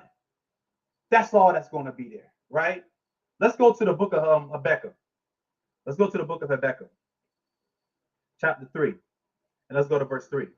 The Most High came from Teman, and the Holy One from Mount Paran, Selah. His glory covered the heavens, and the earth was full of his praise. You see that? And his brightness was as the light. He had horns coming out of his hand, and there was the hiding of his power. Verse 5. Before him went the pestilence, and burning coals went forth at his feet. So his binding glory covers the heavens like a wall of fire as he steps onto the earth in terrifying majesty, right? Really, real majestic like, right? You're going to have beams of supercharged energy shoot straight from his hands. We are reading this in the script. This sounds like almost like a Marvel comic almost right here, right? We're literally reading where they get the ideal of superheroes from, of Marvel from, right out of the Bible. This is where Stan Lee got these Marvel comics from, right out of the scriptures right here, right? It's going to be deadly biological plagues. So the deadly biological plagues, right? Like not only just your COVID, monkeypox, and everything else, right? Are going to march directly ahead of his path, right? Turning human organs to liquids while burning coals of fire shoot out at his feet. We got war, horrific disease, and sudden death are going to be dispatched to execute payback on a planet that has reached its absolute limit of wickedness. America, the earth, the world has reached its absolute limit of wickedness. Let me real quick. I'm going to go to the book of Genesis real quick, because the same thing happened before, but it happened with water. Let me go to Genesis chapter 6, and I'm going to go to verse 11, right? So this is when the earth was destroyed the first time with water. The second time it's going to be destroyed is with fire, right? So the first time it says, Genesis 6 and 11, the earth also was corrupt before the Most High. So we see the earth before was corrupt, right? The earth is now corrupt again, right? It says, and the earth was filled with violence. And the Most High looked upon the earth, and behold, it was corrupt, for all flesh had corrupted his way upon the earth. So everything is corrupt right now. You know, you got animals, they're corrupt right now. You got people corrupt. Everything is the air, the water, it's all corrupted, it's polluted, right? I'm led to believe that none of us has ever drunk any clean, pure water ever, because everything has microplastics and fibers and stuff and microfibers up inside of it. The ocean is polluted. Everything is corrupted right now. So it has to change. It has to be turned over and burned and purified into a new world, right? Let's go to the book of Revelation. Let's go to the book of Revelation, chapter 14. And let's start at verse 19. And it reads, and the angel thrust in his sickle into the earth and gathered the vine of the earth and cast it into the great winepress of the wrath of the Most High. Again, here it is. We got that winepress talked about, like we read in the book of Isaiah, chapter 63, right? Verse, let me see, verse 20. And the wine, verse 20. And the winepress was trodden without the city, and blood came out of the winepress, even unto the horse bridles, by the space of 1,600 furlongs. We are reading about blood, gore, destruction. This is coming out of the Bible. This is not some Freddy Krueger book we're reading, right? This is not some Nightmare on Elm Street we're reading about. We're reading this directly from the scriptures, right? Let's go to Revelation chapter 19. And let's go to verse 15. And it reads, and out of his mouth goeth a sharp sword, that with it he should smite the nations, and he shall rule them with a rod of iron, and he treadeth the winepress of the fierceness and wrath of the Almighty Most High. Verse 16. And he hath on his vesture and on his thigh a name written, King of Kings and Power of Powers. So visualize the graphic scale of this slaughter that we're reading about right here, right? And an angel swings a razor sharp execution sickle, throwing whole nations straight into the massive, crushing winepress of the furious rage of the Most High, right? Blood explodes out of smashed human bodies in such unimaginable volume that it forms a literal river rising as high as horse bridle. It's rising as high as the horse's bridle, right? That's the thing you put around a horse's mouth and his neck, right? For nearly 200 miles, right? That is a 5-foot deep torrent of human blood we're talking about right here. A 5-foot deep torrent of human blood. You can really drown in this right here. Our King Yahawashi rules them with an iron fist, wearing the supreme title of his blood-stained thigh, saying King of Kings and Power of Powers, right? This is what's going to happen. Let's read on verse 17.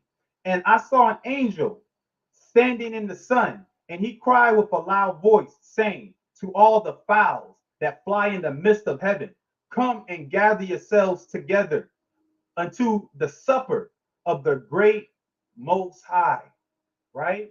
That ye may eat the flesh of kings, and the flesh of captains, and the flesh of mighty men, and the flesh of horses, and of them that sit on them, and the flesh of all men, both free and bond, both small and great. So we're reading right here that you're going to have birds of prey, right? You're going to have condors, eagles. You're going to have wolves eating the flesh of kings, right? The flesh, that's right, the flesh of all men, all wicked men that didn't make it, that didn't escape the trouble. That's going to literally be eaten by these animals, owls, right? And those vultures and stuff like that, literally plucking out the eyeballs and eating it, right? Let's go to the book of Psalms, chapter 110. Psalms chapter 110. And let's go to verse 5. And it reads, the Most High at thy right hand shall strike through kings in the day of his wrath. Let me read that again. The Most High at thy right hand. The right hand is talking about the power, right? At thy right hand shall strike through kings in the day of his wrath. Verse 6. He shall judge among the heathen. He shall fill the places with the dead bodies. He shall wound the heads over many countries. So here it is. We got in the Old Testament, what you call the Old Testament, and you got in the so-called New Testament, the destruction right here, right? But why doesn't your pastor read these scriptures to you? All he wants to read to you is a prosperity doctrine, right? It says an angel standing in the sun. So an angel standing in the sun screams to every bird of prey in the sky to fly down, right? Imagine that. You got an angel saying, come on down, vultures, crows, right? And they're saying this in the Hebrew tongue. Come on down and feast on all the wicked, all the dead bodies, right? So an angel is going to be standing in the sun, screams to every bird of prey in the sky to fly down for the great bloody feast of the Most High. The great bloody feast of the Most High. We're talking about vultures, crows, eagles, right? They will all dive down to tear the rotting, hot flesh off the bones of generals, billionaires, soldiers, and rebellious people, right? This is what's going to happen right here, family. The birds, hey, what's going on, boss? Meet your mic. So the birds, right, they will gorge themselves on human flesh until they are stuffed. Again, they're going to feed and gorge themselves on human flesh until they are stuffed. They can't eat no more, right? The Messiah strikes straight through world leaders in the day of his anger, filling the battlefields with piles of headless corpse and crushing the rulers of many lands. I got to make this as graphic as possible, family, so you can understand and be afraid, so it can cause you to change, because I'm reading directly from the Bible itself, the scriptures itself, right? Let's go to the book of Ezekiel. Like I said, so if this scare you, it should scare you, so you can change, right? Let's go to Ezekiel, because I know it scares me. Let's go to Ezekiel chapter 9, and let's go to verse 5. And to the others he said in mine hearing, go ye after him through the city and smite. Let not your eyes spare, neither have ye pity. So here it is. You got the angels, right? They're going through all cities, right? All countries, and they're just smiting, killing everybody, right? That's wicked. Let's read on verse 6. Slay utterly old and young. So it's not going to care about your grandmammy and your grandpappy. These angels don't give a damn about them, because see, what Christianity will teach you and tell you, right, is that everybody's going to be in heaven, right? Like I tell a lot of people, yo, don't let me give somebody's eulogy and I don't know the nigga, right? Because I'm gonna tell you what, right? If you got Lil Donnell, and I know and all I heard about Lil Donnell being a damn terrorist to the block and terrorist to the neighborhood, I'm gonna tell you the same thing. I'm gonna like, look, Lil Donnell, he in hell right now. He's burning in hell right now. He's going to face the second death in a minute, right? So you got to understand, I don't care how much you love your grandma, your granddad, your children. any of this type of stuff, because the Most High does not care about any of this type of stuff. If they're wicked, it's going to be a judgment for them, because that's what the scripture tells us. Let me read that again. Verse 6 again. Slay utterly. Slay means to kill, to destroy. Slay utterly, old and young, both maids and little children and women, but come not near any man upon whom is the mark. Now, when it's dealing with this mark right here, that is the mark of the Most High, right? That's the ones that are spared because their righteous works allowed them to make it into the kingdom of heaven, right? What's going on, Mystical Truth? It allowed them to make it into the kingdom of heaven. You want to be the one that has the mark of the Most High, and not the mark of the beast, but because that's something totally different. But you want to have the mark of the Most High, right? Let me read that again. Slay utterly old and young, both maids and little children and women, but come not near any man upon whom is the mark, and begin at my sanctuary. I mean, that's going to start at the house of Israel. Those that know that you're an Israelite, right? It's going to start with the 12 tribes first, right? Judah, Benjamin, Levi, Simeon, Zebulun, Gad, Reuben, Asher, Issachar, Naphtali, right? This is what's going to start with first. The 12 tribes of Israel, right? Let's go to the book of Hebrews. Let's go to the book of Hebrews, chapter 12. And let's go to verse 29. And it reads, for our power is a consuming fire. So it says the Most High is a consuming fire, right? So look at the code, unyielding execution order given to the angels here in Ezekiel, right? It says, go through the city, strike hard, let not your eyes spare. It says, don't worry about their old, young, women, man, children. Don't care about that. Don't spare. It says, right? So zero pity. He's commanded the angels to have zero pity, zero sympathy, right? Slay utterly old men, young men, maidens, little children, and women who lack the mark of truth, who lack the mark of the Most High, right? There will be no emotional weeping that halts the execution blade. Again, there's going to be no emotional weeping that's going to stop the execution blade, right? You're not going to be able to get on your hands and your knees at that time and say, please, please spare me. It's too late. The time is now, right now, right?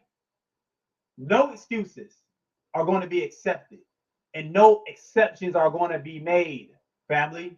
The Most High will overthrow global empires and demonstrate his absolute reality, right? His absolute reality. Our power, the Most High, is a consuming fire. He's a consuming fire, right? Let's look at the book of Zephaniah. Let's look at the book of Zephaniah, chapter 3. And let's go to verse 8. And it reads, therefore, wait ye upon me, saith the Most High, until the day that I rise up to the prey. For my determination is to gather the nations, that I may assemble the kingdoms, to pour upon them mine indignation, even all my fierce anger. For all the earth shall be devoured with the fire of my jealousy. Now ask yourself, why is the Most High jealous? He's jealous because you got people worshiping idols and other gods and deities and stuff, and not him. So that's why his fire and his indignation, which is his wrath, is going to pour upon all the wicked, right? Let's look at the book of 2 Peter. Let's go to 2 Peter. And welcome everybody's joining. Welcome everybody's joining. Let's go to 2 Peter chapter 3, and let's go to verse 10. 2 Peter 3 and 10. But the day of the Most High will come as a thief in the night. A thief comes when you least expect a thief to come, right? In the which the heavens shall pass away with a great noise. That's that boom, that sonic boom that you're going to hear, right? That's when you're going to have you're going to hear a boom going to happen, right? And then about 8 seconds later, the glass that you're standing in front of is going to shatter, and it's going to split you into pieces. Because that's what happens. That's what happens when a nuclear bomb drops. You're going to hear the explosion, but you're not going to feel the aftermath until about 8 seconds later, right? When everything shatters and breaks. And then within depending how close you are to the destruction zone, you could have literally minutes, right, to get somewhere safe before you die from radiation poisoning, right? This is a scary thing right here I'm reading about. We know that every single country has some type of thermonuclear weapon right here. And all it takes is for the Most High to put the spirit on little Kim Jong-un, on Vladimir Putin, to push it, right? And then all hell is going to break loose, right? Let's read that again. 2 Peter chapter 3 and verse 10. But the day of the Most High will come as a thief in the night, in the which the heavens shall pass away with a great noise, and the elements shall melt with fervent heat. The earth also and the works that are therein shall be burned up. You hear that, family? It's going to melt with a fervent heat, meaning you're going to see buildings turn into liquid again, right? You're going to see people turn into puddles of liquid. Imagine you at work and your coworker turns into a puddle of liquid and you step in him. And that was Tommy that stepped in, right? Oh, that's old Tom, man. Tom turned into liquid. He was liquefied. This is literally what's going to happen right here, family. Let's go to the book of Revelation. Let's go to Revelation chapter 21. And let's go to verse 8. Revelation 21 and verse 8. But the fearful and unbelieving and the abominable and murderers and whoremongers and sorcerers and idolaters and all liars shall have their part in the lake which burneth with fire and brimstone, which is the second death.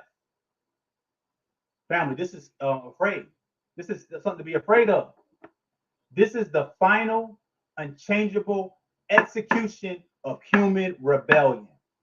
Again, this is the final, unchangeable execution of human rebellion.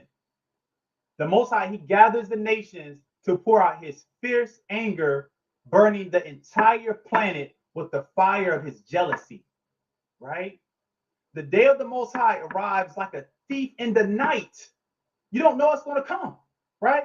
The physical atmosphere will ignite with a deafening roar, and the fundamental elements, right, of the earth will melt under superheated divine wrath.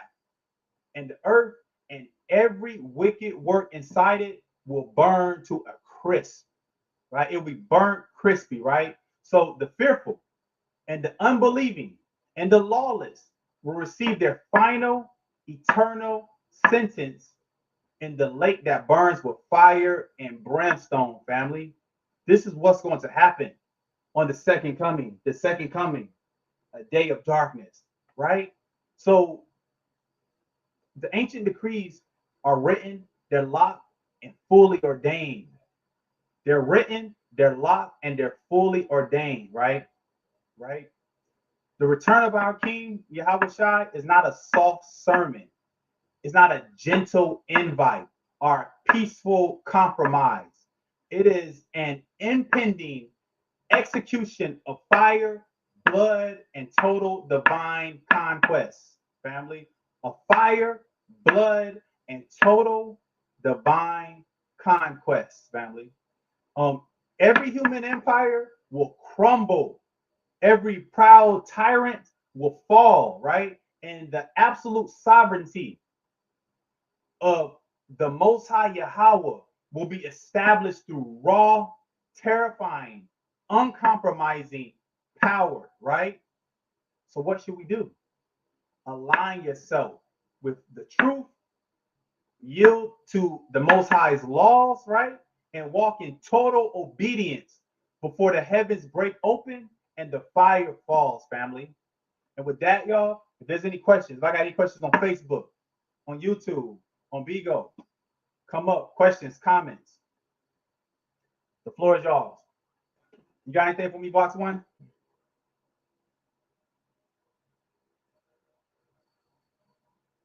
Box One, you got anything for me?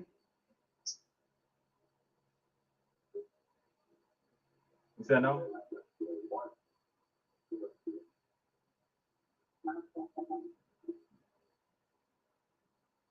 Hey, Hey, I know you're streaming live over multiple platforms. Yeah. I don't have any questions. Okay. But after you're done with the questions, man, if we could sharpen knives one with another, that's what I want to do with you.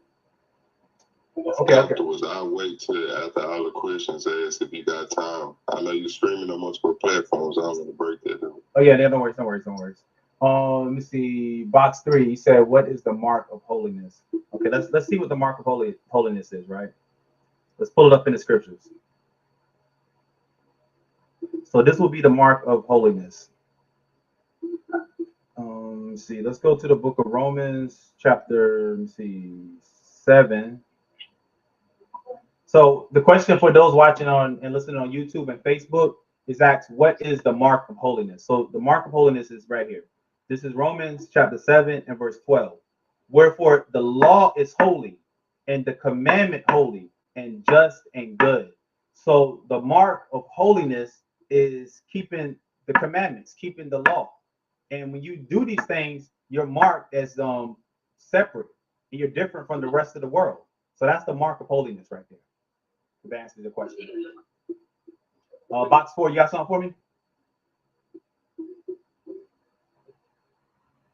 Yeah, I wanted to talk about some of the scriptures, man. I was talking to a brother yesterday. You know, God got a message heavy on my heart, man, and you went through a whole lot of those scriptures that God put. It's conflict in trying to do it because there's an older generation of believers. There's some of this stuff too heavy for them. Yeah. Right? And you got another generation coming up, a younger generation, and it's time for messages like this for them. A lot of what you mentioned is 2 Esdras, you know, 2 Thessalonians, God doing this and bringing this wrath upon the earth. A lot of that He's going to use us to do it. Yes, He's going to use us as that's true. I think we're kind of worthy. Yes, it's because we exalt Him up. It's because we gather to Him that He fulfilled this will through us. The coming, even in mentioned in Matthew 25 or 24, whichever one it is, talking about how He comes as lightning striketh in the east and shineth even unto the west. Right.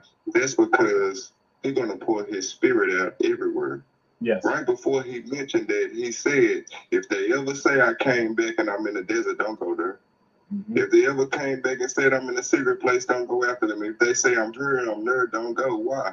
Because I'm going to be everywhere. See, that Spirit come down like rain. And in 2 Thessalonians chapter 1, when He talk about gathered with us, you know, and how He going to bring this wrath, He say, when I come to be glorified in them. Right. When I come to be glorified in them. You know, even in Joel chapter 2, going in chapter 3, he tell them going into chapter 3, command the heathen to fight. See, He's going to gather the people to the valley of Joseph. He say, tell the heathen to fight. You know, God say, I endure with much long suffering the vessels fitted for destruction. There is a physical fight that got to happen, but our job is not the physical fight. When you mention scriptures in 2 Esdras and you mention scriptures in Jeremiah, He say that the fire is going to proceed out of the mouth. That's prophecy. Right. See, that's power. Prophets, they spoke and God moved His hand. Even in Revelation, they talk about prophecy, prophesying 1,000 and some days, because we're going to be able to speak and take down the powers of the world because God's hand is going to move behind the words like He done for the prophets. Right, that's true. I want to talk about, I want to mention something that you said real quick about the generations, right? I want to share this this precept. You made me think of this precept. This is the book of Psalms, chapter 78 and verse 8. And it says, and might not be as their fathers, a stubborn and rebellious generation. That's what we see right now. This is a stubborn and rebellious generation, a generation that set not their heart aright and whose spirit was not steadfast with the Most High. So we're dealing with a generation right now that don't know and don't care nothing about the Most High. This is why we see so much immorality, especially sexual immorality, like we never seen before. You know, like myself, I was born in the 80s, raised in the 90s. And I have never seen so much same-sex love when I was coming up. Right? So, yeah, that was just to the point that you made, but go ahead and finish up, though, Box 4. No, that's exactly right. Because out of this great darkness, as the world become dark, that's when they see a great light. It's reflected time and time again. You know, when God promised Abraham, he said, how will I know the promises is? He said they will go through 400 years of struggling, and after that, they're going to come out with great substance. In the days of Jesus, people in darkness saw a great light. The same thing in Joel saying it's a day of darkness, a thick darkness, and not light. And then it says morning spread across the mountains. That's the people of God arising in the earth. Which he said, I'm going to gather Judah first, and to Judah shall the gathering of the people be. So all of these form the nation and the mountain of Zion. You know, they say, we are the mountain of Zion. They say, let us go to the holy mountain. So that's us arising. When we arise, come out of Babylon, if God is saying, I'm going to make the house fall, he's trying to tell us to get out the house before he bring it down. Same way he did in Revelation when he say, hold back the four winds until I seal my servants in their mind, until they understand the instructions. Hold back this power that's going to come to test them till I can get them the instructions. So in the same sense, this is how God operating with us. Yeah, he telling you that I'm going to judge the nation, but we have to break away from the mind state of the nation, get out of the house that he's trying to bring down. That's right. That's right. All right, let me get Box 5 in here. What you got for me, Box 5?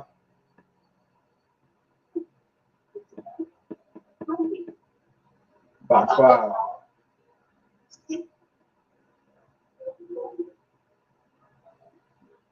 That's Box 5. You there, Box 5? You got anything? Hey, any questions on YouTube and Facebook? Y'all put y'all questions in the chat, or let me see. I'm not gonna bring y'all up on Facebook and YouTube. Y'all have questions inside the chat for YouTube and Facebook. I'm gonna put it in there. Let me see what it is. He says, hi, love. Let me see, respectful, no fussing and arguing. Yeah, I try to keep this platform where, you know, if you disagree, that's fine, right? I just ask that everybody just be respectful. You don't got to agree with the things I bring out, but all I ask is that you be respectful, right? Go ahead, Box 2. What you got for me, though?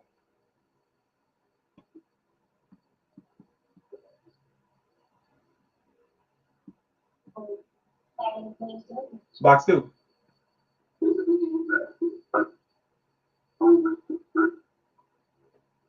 Box 2 ain't there no more. Box 2. I kept on switching mine around. I'm not sure what your box I'm in. Oh yeah, that's you. What's up? What you got for me? I don't have nothing right now. Oh, that's right now. Okay. Okay. My brother, stress free. What's going on, my brother? What's going on, big brother? How you doing? I'm all right. You know, hey, another day closer to the kingdom, like my elder says. Yeah, for sure. Yeah, what you got for me? No, just got done doing myself. Okay. And you know, prepping for identifying high value predators tomorrow. High value predator. I gotta check that out. What time you gonna live tomorrow? Yeah, for sure. 1 o'clock, 1 p.m. EST time. Well, no, not EST Central. 1 o'clock Central time. Okay. All right, I gotta check that out. For sure. Let me open the panel a little more. Let me see. Yeah, for sure. What's the topic? I see you got second. Yeah, it was talking about a day of darkness. Yeah, it was talking about the second coming of our King. And it's gonna be a day of darkness. A lot of people think it's gonna be, you know, hugs, kisses, lollipops, and you know, you're gonna get some blonde hair guy that's gonna just be loving all nations and stuff, right? But that's not what the Bible says. So yeah, we just gotta kind of wrap it up. Everywhere, ain't they? Huh? You seen them the breakdown of these new insects and the dust, and you know, yeah. Right. Yeah. So it's gonna be total. It's gonna be scary. A scary time. Yeah. I'm just asking questions, right? Or taking questions, comments, thoughts. You know, right now we actually kind of wrapped it up. Okay. Right. Yeah. If anybody want to come to the stage, like I said, I can't do it all night like my brother Polygyny King. But if y'all got questions, comments, this is the time. And on YouTube and appreciate the gifts. On YouTube and Facebook, if y'all got questions or comments, do not be scared. You can come up, ask questions and comments as well.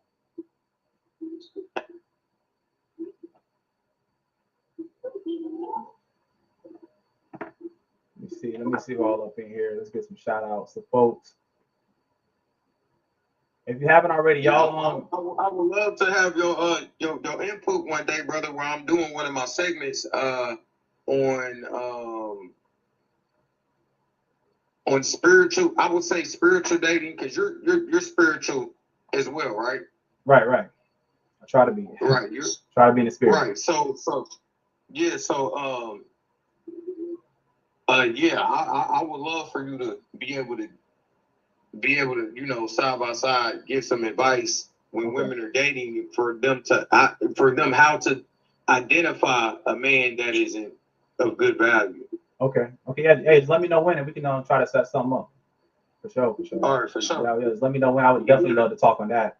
That's talking about women and men. Those topics I'd love going into the scriptures, because we all got to take accountability and fix ourselves. Yeah, because we have a lot of women that go off of the Bible. They might be Christians or whatnot, but they go off of the Bible. So I would love to hear you be able to give from a biblical sense some tools that they can use to identify a man that isn't of the Bible, that isn't good. Yeah, for sure. Yeah, women, just a little advice for y'all now. Women, y'all need to leave these dudes alone that y'all say have potential. Don't deal with a nigga that has potential, right? Because he will never reach that potential. He needs to be there, right? He needs to be there already. He needs to be what you want him to be. If he's not, why are you with somebody that you don't want to be with?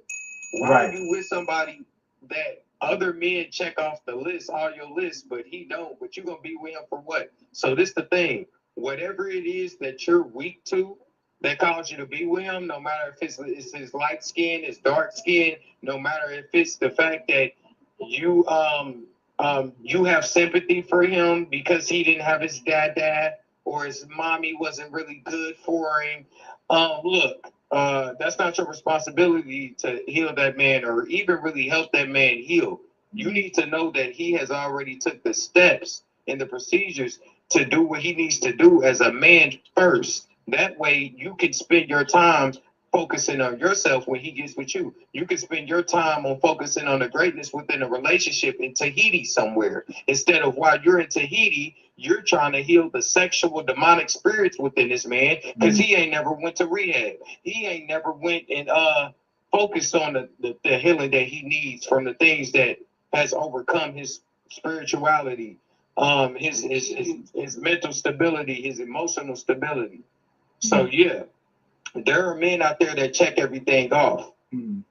Only make space for those men, not the men that are the 3% of your list. Right, and also I just want to make things clear. I can't disagree with that. I can't just agree all the way with that. Let me say I was about to ask about that. You done got me to talk on. Go ahead, Joe.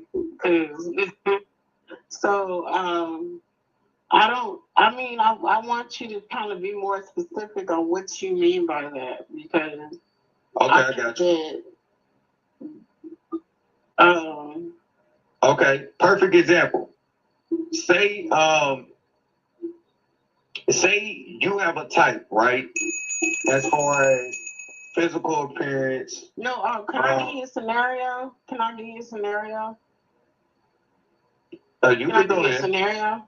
You go ahead. Let's say a man that that's financially getting himself together. He has himself together, but he's not stable. Exactly. In what way? Stable in what way?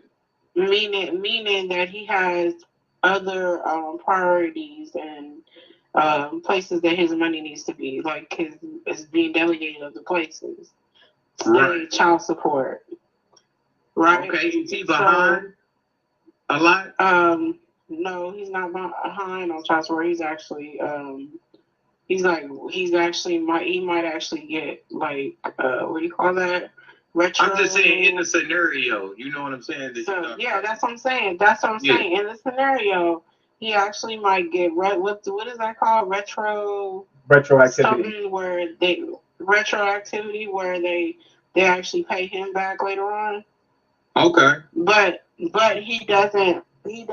But with all that between court and all of that, it still intervenes with the other person. And right. let's say she's a older woman. So like while y'all talking about waiting, that means that she's waiting while she's also going through her at her age that she is waiting. Okay. So let's say he really doesn't have it to really provide or take care of her or to even deal with, really to even like provide for it all, period, as a family right now with her. Right. Would you say that but he has the potential to? Okay. You don't really, but you really don't know. You don't know what court is going to do. You have no clue what the court is going to do. You're only going off of what you see. Right. So. Right. So I'm gonna use myself as an example. Me and my woman that I'm currently with now, I was on child support. When I met her, well, you don't know, but I'm telling you. So I was on child support. At the time, I was only making $11 an hour. My child support got boosted to $200 a month because of something crazy that my daughter's mom did. She lied and stuff like that, to get them to do it. They did it. I told my woman, before she was my woman, that, you know what, let me get this situated. Let me get this to where this is down so I could properly provide. We could hold off on the relationship. And she was willing to do that because I already knew the type of man that she wanted from the beginning, that, that could provide, that could do certain things. So we were friends until that. And when I got that figured out and everything was copacetic, then I got in a relationship with her. So I'm saying it would be okay for a woman to be like, look, I'm gonna give you a set time. Now, granted, you said you don't know when that time is. If you are cool with that, if you can handle that for a long period of time, then it's not that he has potential. It's that he's the one you want, and that's not a big deal to you. So go ahead and do it. But I would suggest for the women that feels like it's a big deal and it's going to be a problem, don't get into that. Hey, can I say something? This is what I want to say. I can't agree with everything you say because I got to stand from a biblical standpoint. You hear what I'm saying? God, his requirements for finding a wife or a husband, because the relationship part is sin in the eyes of God. The whole fornication act, that's sin. But it's for the one looking for a husband or a wife. He say, don't let them be unequally yoked with an unbeliever. See, what you look for is that a person submits to God, because a person that submits to God is going to always present their best self to you. You hear me? If you always acknowledge the fact that God know what I did, and nobody got to be looking over your shoulder for you to do the right thing. See, we can't be perfect for God, so we can't be perfect for each other because we less than God. So what I'm telling you is, if I lie to you, and I feel terrible for lying because God know that I lied to you, I'm going to be broken. It's going to make me not lie to you and confess my lie to you. I'm not going to commit adultery because God know that I committed adultery. See, I'm not even fearful of her finding out. I'm fearful that God, I already know I did it. So I'm going to put my best foot forward not to commit adultery, confessing my sin. So this when is you what you look for, because listen, I'm going to work because God said to work. No. Now, I'm just saying, this is what you look for as a believer. God say beauty is vain. If you looking with your eyes, say, "Oh, she look good to me," that's vain. How do you know she's honest? See, honesty means more than how she look. Yeah. See, we be looking at the wrong thing sometimes. Don't go for looks, y'all. That's some good advice, because certain men will utilize the things that he knows that the women are weak to. Right. It may be money, it may be his status. Don't get a man's status mixed up with his character. Nino Brown gave out a lot of turkeys, and he got a lot of women on his trail because of them turkeys. You know, that he was giving out to grandmothers that needed them or whatnot. But if you check that man's character and don't be blinded by what he's doing and what he has, then you're not even going to allow him to come in until he fixed that first. So some women look at men like Nino Brown as an example, as men that got potential just because he give out turkeys. No, that is a dead horse. And that's the type of situation that I'm speaking on. If you need more clarity, I digress. What you got on that box? Box 6. What you got on that box 6?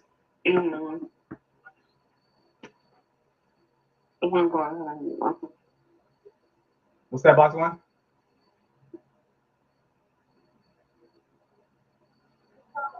Box 1?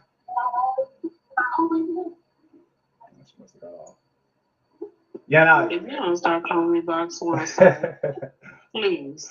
What you got? Please. What you got? Yeah, if you're gonna accept him, bro, accept him. Don't put no limit on it. Yeah. That's what I'm saying. If it's a limit to it, if you know in your mind that you got a certain amount of time for him to get himself together, don't get in a relationship with him until he get it done. That's what I'm saying. That's what I'm saying. I wouldn't call the person broke because they have their military.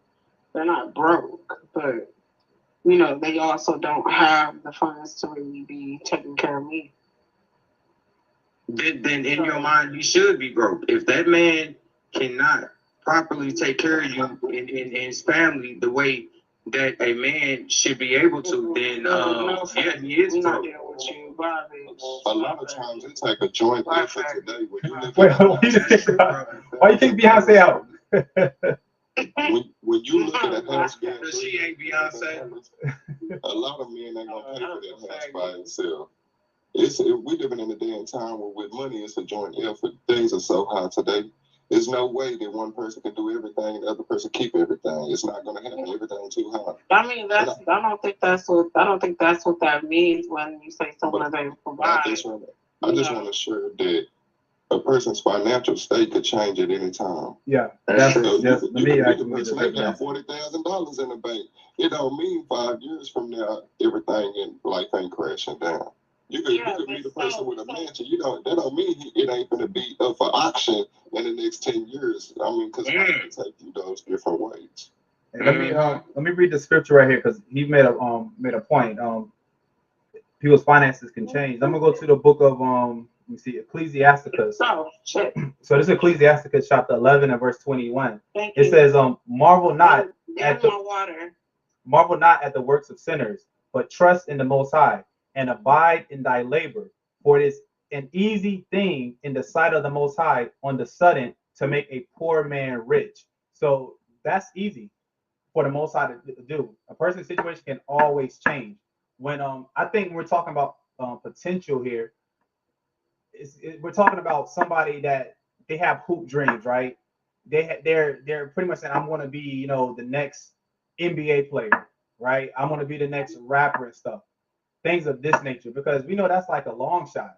But somebody that's constantly working, constant in labor, that's a person that you kind of want to be with. That shows that they have that that ethic to work and to get the job done. We're not talking about your average, What's that?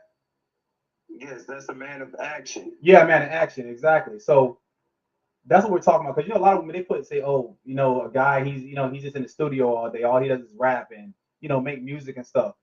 And so, but I see the potential in him. That's something different. And are you talking about his potential and I'm talking to the woman. Are you talking about his potential as far as he has potential of him accomplishing what he want to accomplish? Or are you talking about him having potential of what you see potential is and what you want out of it? I'm going off of what you guys said. You guys are the ones that brought up potential. No, I'm talking about the man that you're talking about. Say you're dating a man. Would you go off of potential as what he is reaching for, or would you base potential off of what you are wanting him to be? I'm confused. I don't know what you're asking me. Can you break it down to her? Yeah, so some things are don't think I'm too sleepy for this. Yeah, so some things are like a man can kind of be there, but he may just have come across a hard time, setbacks in life, but he's already established. Like, it's a setback that happened. Maybe, he had to pay for something, or like you said, a child support thing came up. But you understand that they're established, they're solid. They got an income that's coming, but they're just having a minor roadblock, a minor setback. That's something different. But what if that minor roadblock? What if they have that minor roadblock, but they also have someone else? They have other things that they need to get in order too, besides that roadblock. Other things is their relationship with God is the most important. Yes. Right. Or you acknowledging what His desire for you is, because God tell a man work with his hands. Right. He tell him things to do. But it's not about money, man. When you look at our grandmothers who had 12, 13 kids, and the granddaddy had kids by other people, what made them make it? You had a water bottle for me. You never gave me. Think about how they made it. It wasn't, their marriage wasn't based on vacations. Mm-hmm. It wasn't based on date night. It wasn't based on holidays. It wasn't based on salary. Our grandmothers and our great-grandmothers and grandfathers, they were poor as hell with 12, 13 kids. Mm-hmm. You hear me? They was turning, God was having miracles come out of the refrigerator because it didn't look like food, but they was able to put canned goods and stuff together for food to be done. They made it in their marriage. Right. The love was consistent on having somebody to go through the issues of life with. That's what it was about. Life got issues. You hear me? Out of the blue, you can have health issues. You want somebody that's gonna be there with you with them health, and you can't control that. You see what I'm saying? That's what it's about. It's not about money. God didn't put it out. That means you need to figure out how to. Everything. Hold on, so let us finish. Right. So, Defy, I got a question for you. Yeah. So, I have seen a lot of women that will say that a man has potential even if he doesn't believe in the Most High. He doesn't believe in nothing, and the women are saying that, oh, you can still be with him, and when you do for him, he'll change his ways and start believing in God. I believe that no. If you get with that man and he don't believe in God, you are doomed. Period. You shouldn't be doing that. You should not be doing that, because everything that man is going to reap onto your life or bestow onto your life that is going to cause pain and strife, you're going to hold him accountable. Mm-hmm. When in all actuality, you shouldn't have been dealing with a man that doesn't believe in the Most High in the first place, if you believe in the Most High. Right. And that's what I feel where potential goes wrong. Yeah, and I'm going to actually give the scripture for that. This is the book of 2 Corinthians chapter 6 and verse 14.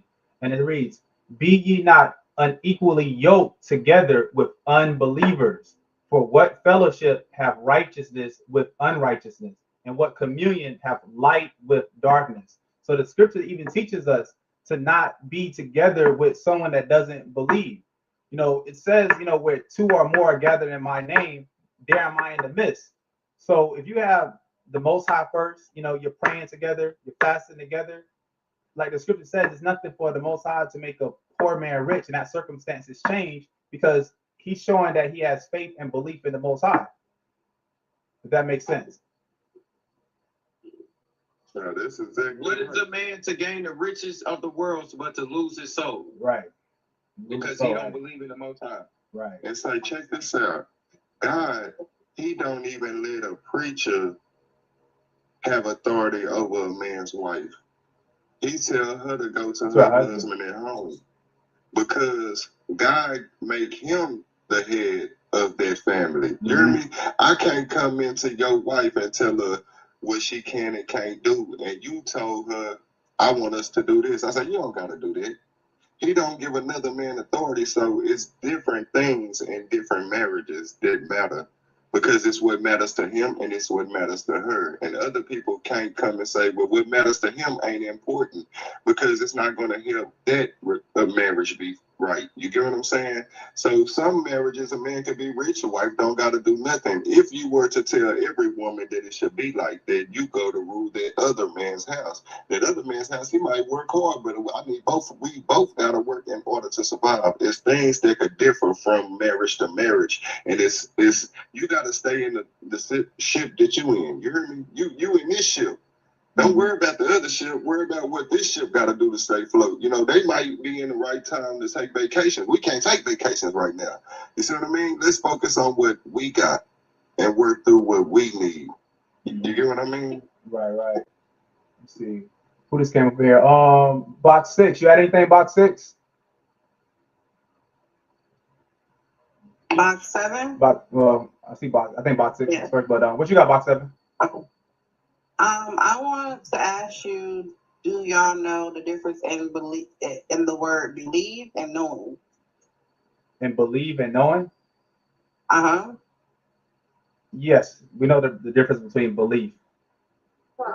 So Okay. let me see. I will show you. Let me go to the scriptures for that. I'm gonna go to the book of Hebrews. So belief and faith is the same thing. Let me go to the book of Hebrews. Let's see, Hebrews chapter 11. And this is what the definition of belief is, which is also faith. So Hebrews chapter 11 and verse 1, it says, now faith is the substance of things hoped for, the evidence of things not seen.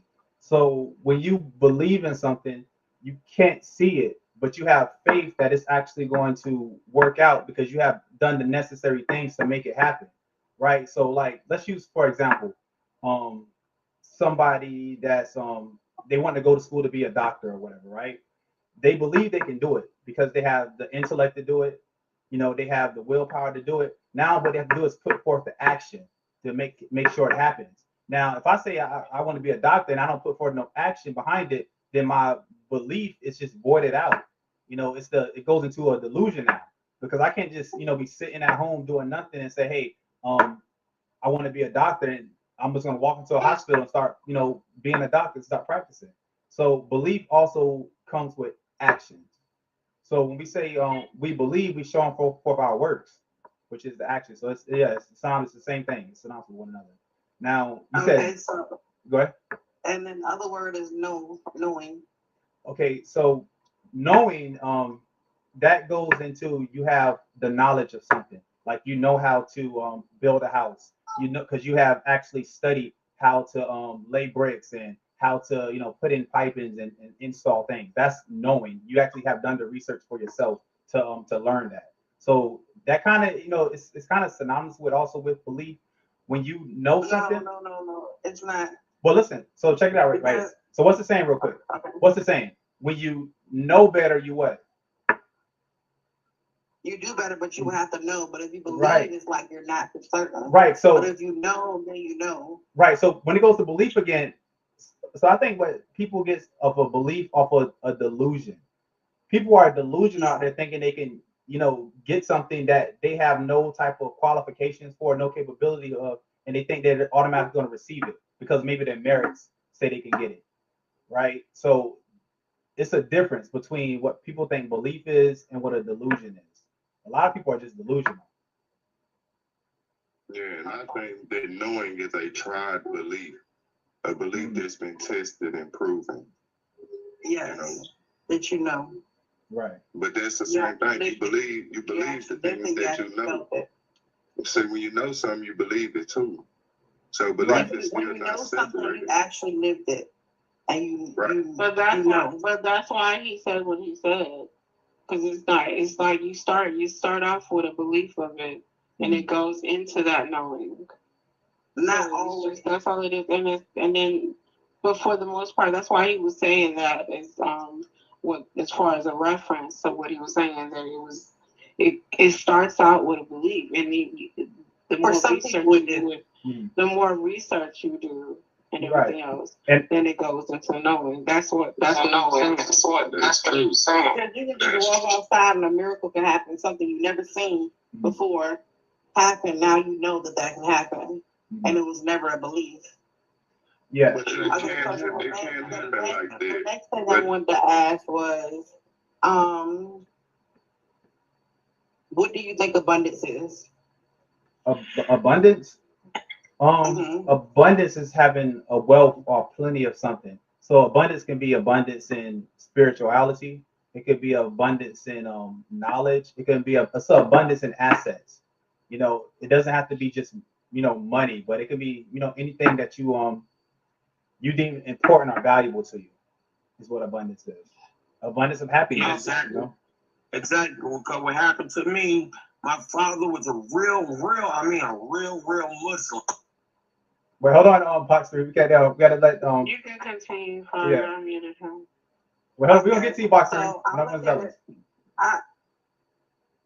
I look at abundance as the mind state. A mind state. Yes, that's the real abundance, because we have us chasing fiat and all that stuff, and we think that that's the real abundance. But if you slow down and actually like gain knowledge of certain things, then that's your real abundance. That's something that you can take with you forever. Yeah, I can see that. I'm just adding on. I'm adding on from when y'all was talking about women don't like men or don't have money, or they might be in a certain situation or whatever, blah blah blah. But if I'm a type of woman. If you got abundance with your mind, you're very knowledgeable. Then that's money. Yes, that's true. That's money. Yes. And that was it. I just wanted to add on. Okay. We definitely appreciate it. Definitely appreciate it. It's on me. Yeah, you got it.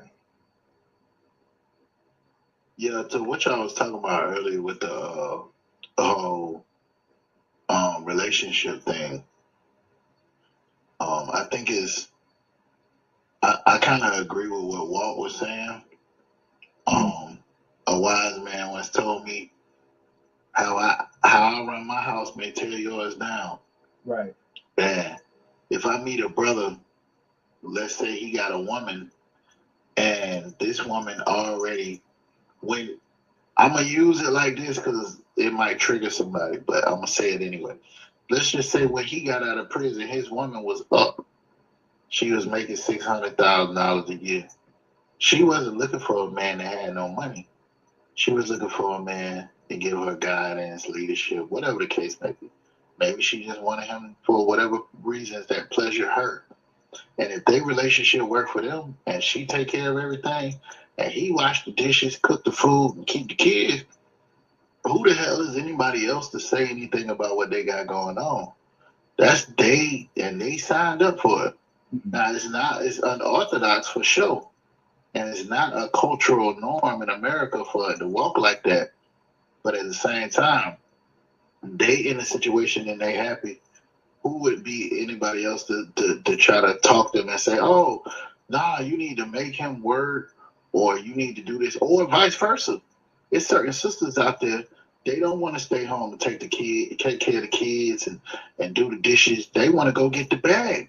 You get what I'm saying? What does the Bible have to say about that, though, Fire? About what he's saying right here? Let's Yes. go to, let's see. Let's go to Genesis. Let's see. 3:16. Yeah, that's all I was going to. I know. So what he's talking about is definitely biblical, and after that I'm gonna go to the book of Proverbs after that. So let's go Proverbs 3 and let's start at verse 16. So it says, unto the woman he said, I will greatly multiply thy sorrow and thy conception. In sorrow thou shalt bring forth children, and thy desire shall be to thy husband, and he shall rule over thee. So when it's going into this right here, it's letting a woman know that with Eve, right, she wanted to be like the Most High. She wanted to rule over her man, is what was happening, right? So the Most High, he had humbled her and said, look, your desire is going to be towards your husband. So no matter what situation he may be in, that's going to be your desire, because you're created to be his helpmeet, to be his rib, to be his partner, right? So I'm going to double down on that. Let's go to the book of Proverbs, because the woman, a lot of people think that the woman was like not doing nothing, that she was just sitting back, kicking it, but that's not true. So this is Proverbs chapter 31, and I'm going to start at verse, let me see, let's start at verse verse 10. Proverbs 31 verse 10. And it says, who can find a virtuous woman? So that's a question. It says, who's going to find that, right? So we're going to read the characteristics of what it is to be a virtuous woman. For her price is far above rubies. When you're dealing with rubies, when you're dealing with diamonds, when you're dealing with gems, these are rare and they're very precious. So a man that finds a virtuous woman has found a jewel, right? So it says, the heart of her husband doth safely trust in her. So her man is going to believe and trust in where he can turn his empire over to his woman, and she's going to correctly execute all of the things that need to be executed on that day. And that's if he's not around, if he's not there, right? So it says, so that he shall have no need of spoil.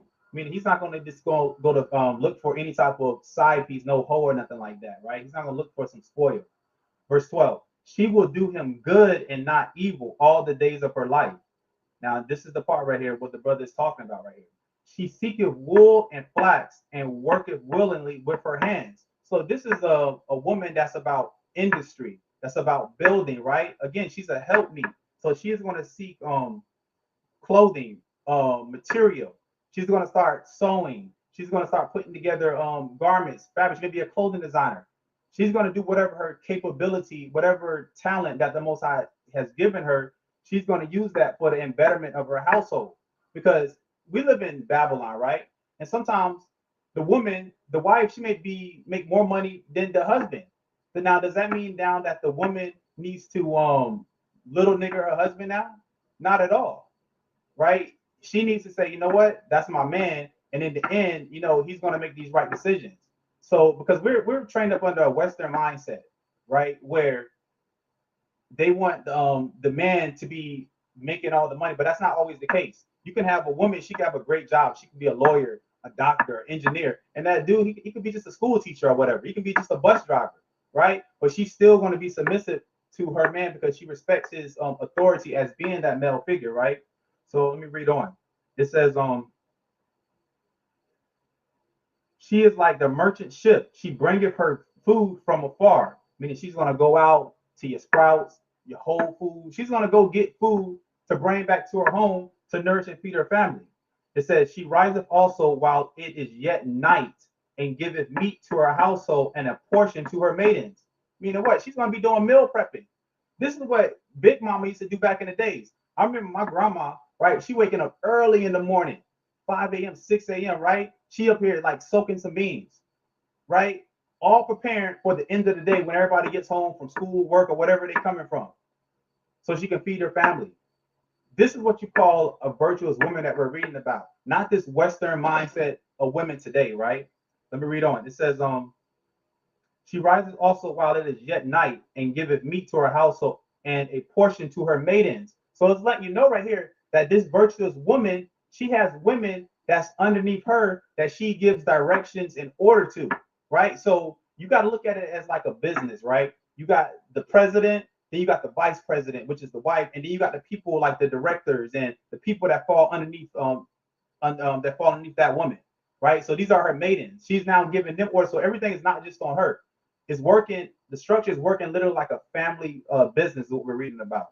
It says, she considereth a field and buy it. Look at that. We're talking about real estate right here.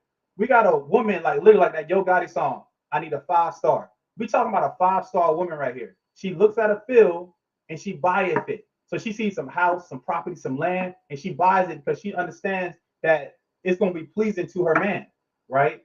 It says, she considereth a field and buyeth it. With the fruit of her hand, she planteth a vineyard. She girdeth her loins with strength and strengthened her arms. She perceiveth that her merchandise is good. Her candle goeth not out by night. She layeth her hands to the spindle, and her hands hold the distaff. Again, that's going into her working with her hands again, right? Let me see. It says she stretcheth out her hand to the poor, meaning what? She's charitable, right? She believes in giving back, right? She does these things. It says, she reaches forth her hands to the needy. She is not afraid of the snow for her household. For all her household are clothed with scarlet. Scarlet in the ancient world, that's a very expensive material. So we see right here that this woman, she is a high value woman.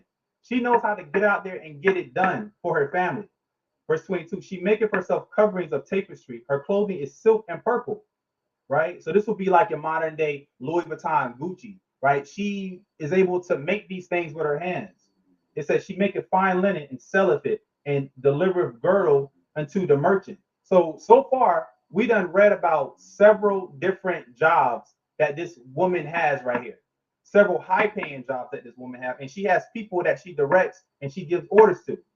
Verse 25, strength and honor are her clothing. That's important right there.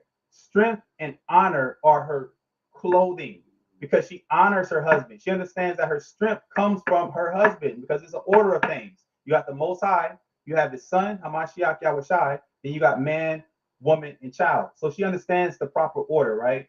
It says, strength and honor are her clothing, and she shall rejoice in time to come. Verse 26, she openeth her mouth with wisdom, and in her tongue is the law of kindness. So this is total opposite of what today's modern woman is. The modern woman today is not kind. She's not gentle. She's not soft. She's ready to just, she's like a pit bull almost, right? It's all about me, I. You know, the modern day woman today is independent when we're supposed to be interdependent, meaning we depend on one another. And this is what our forefathers and foremothers, they understood, right?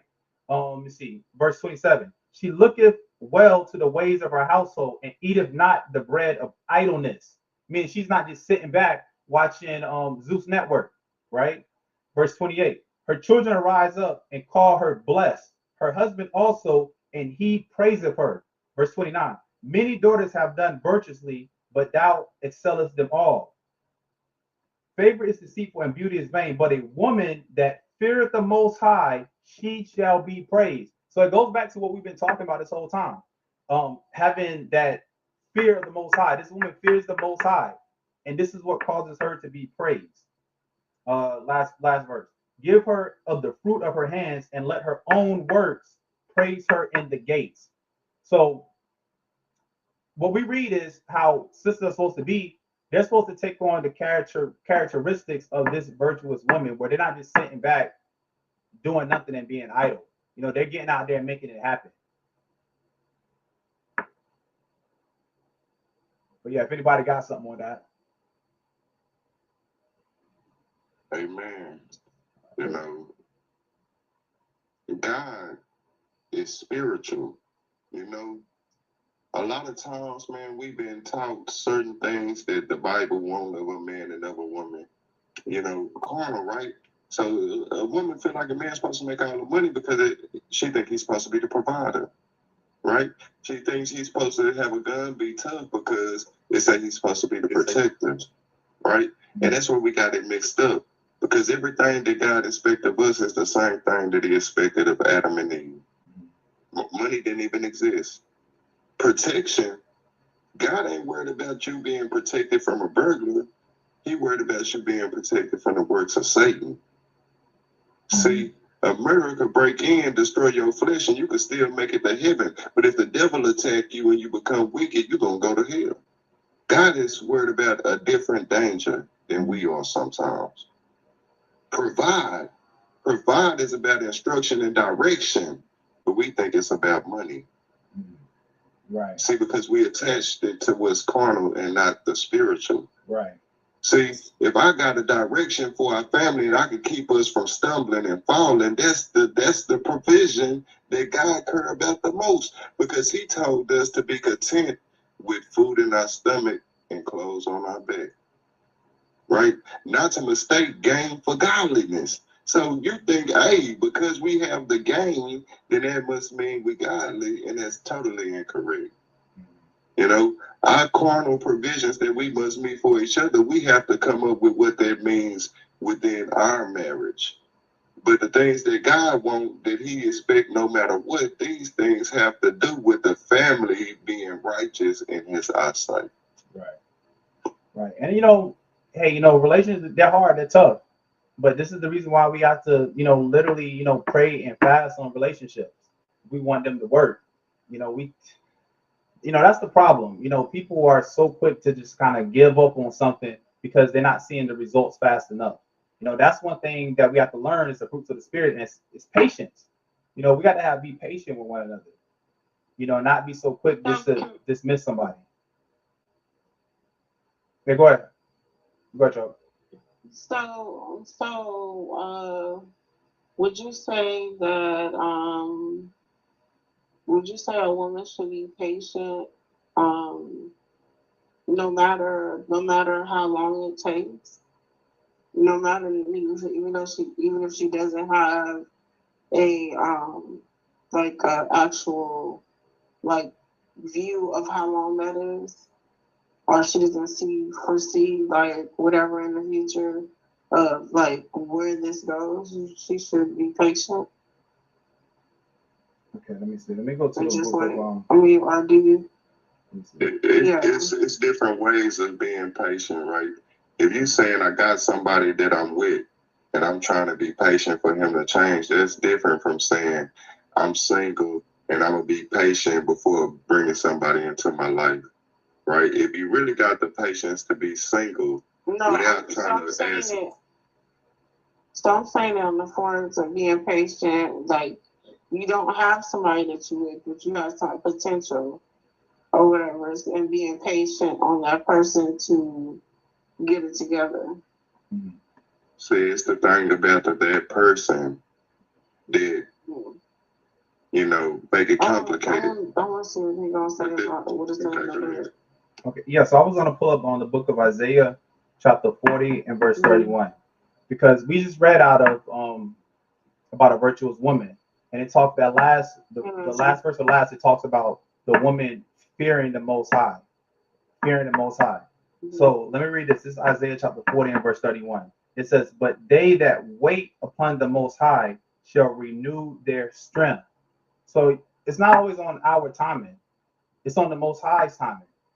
And if you wait and be patient, then the Most High is going to renew your vitality. He's going to renew your strength. He's going to renew you. And let me read on. It says, "They shall mount up with wings as eagles," meaning you're going to be soaring and flying when you don't just be so impulsive and ready just to give up on something or leave or whatever it may be, right? Not just being impulsive about things. They shall mount up with wings as eagles. They shall run and not be weary, and they shall walk and not faint. So the key thing on this verse right here is patience, and that's something that a lot of people we lack. We lack patience and we lack discernment, but that patience is so important. And a woman that's virtuous, she is going to understand this because she fears the Most High, and she knows that's part of the spirit of the Most High is that patience. That's part of that virtue. Hey, I want to say something. I want to say this. I want to say, when you got your sights on a particular person, you put blinders on. But the thing that we do now is we over-sexualize friendships. Yes. Where every person that you come in contact with it's like y'all try to present the best side of yourself to that person because it's pressure on if this person like me or not. But if we were to just be able to have friends, you could find out which friends have godly attributes. You could take a look at their character. I could be friends with you and I could say you answer the phone and lie to your mama. You answer the phone for your job and lie to your boss. Guess what? You a liar. See, if I just meet you and I get your number, but you think I like you, then all my focus is on you. I'm thinking, okay, she lying to me now, but will she ever become a truthful person? But that all depend on you, and then I feel like I wasted my time. So if we were able to have friends where you could meet different people and see who has those godly characters, who feel guilty and remorseful when they do what's wrong. If you could get to know a person like that, then you could say this person is a potential husband and this person is a potential husband, and look at it from a different scope. Right. Seven, you got something, Seven? Auntie Box 8. What's up? What you got for us? I'm just listening tonight. Okay. How you feeling I'm tonight? just getting home from work, so I'm just getting situated in the house and stuff. But I did want to say I've been in a few relationships and stayed for the potential, and it never works out. And that's just my input on that little topic real quick. Because I always feel like I can change the person, or I can bring out the best in the person. But if that person isn't doing what they need to do to seek the best in themselves, then it's not gonna work. Who are you to know? Oh, I'm muted him. What? You got something for me? He's asleep. Oh, he's asleep. Okay, I didn't know he was asleep. Yes. Oh, yeah, he's asleep, Shonda. I didn't realize he was asleep. He would be sleeping on Bigo. Let me see YouTube, Facebook. Y'all quiet tonight. I'm gonna let y'all go tonight. YouTube and Facebook.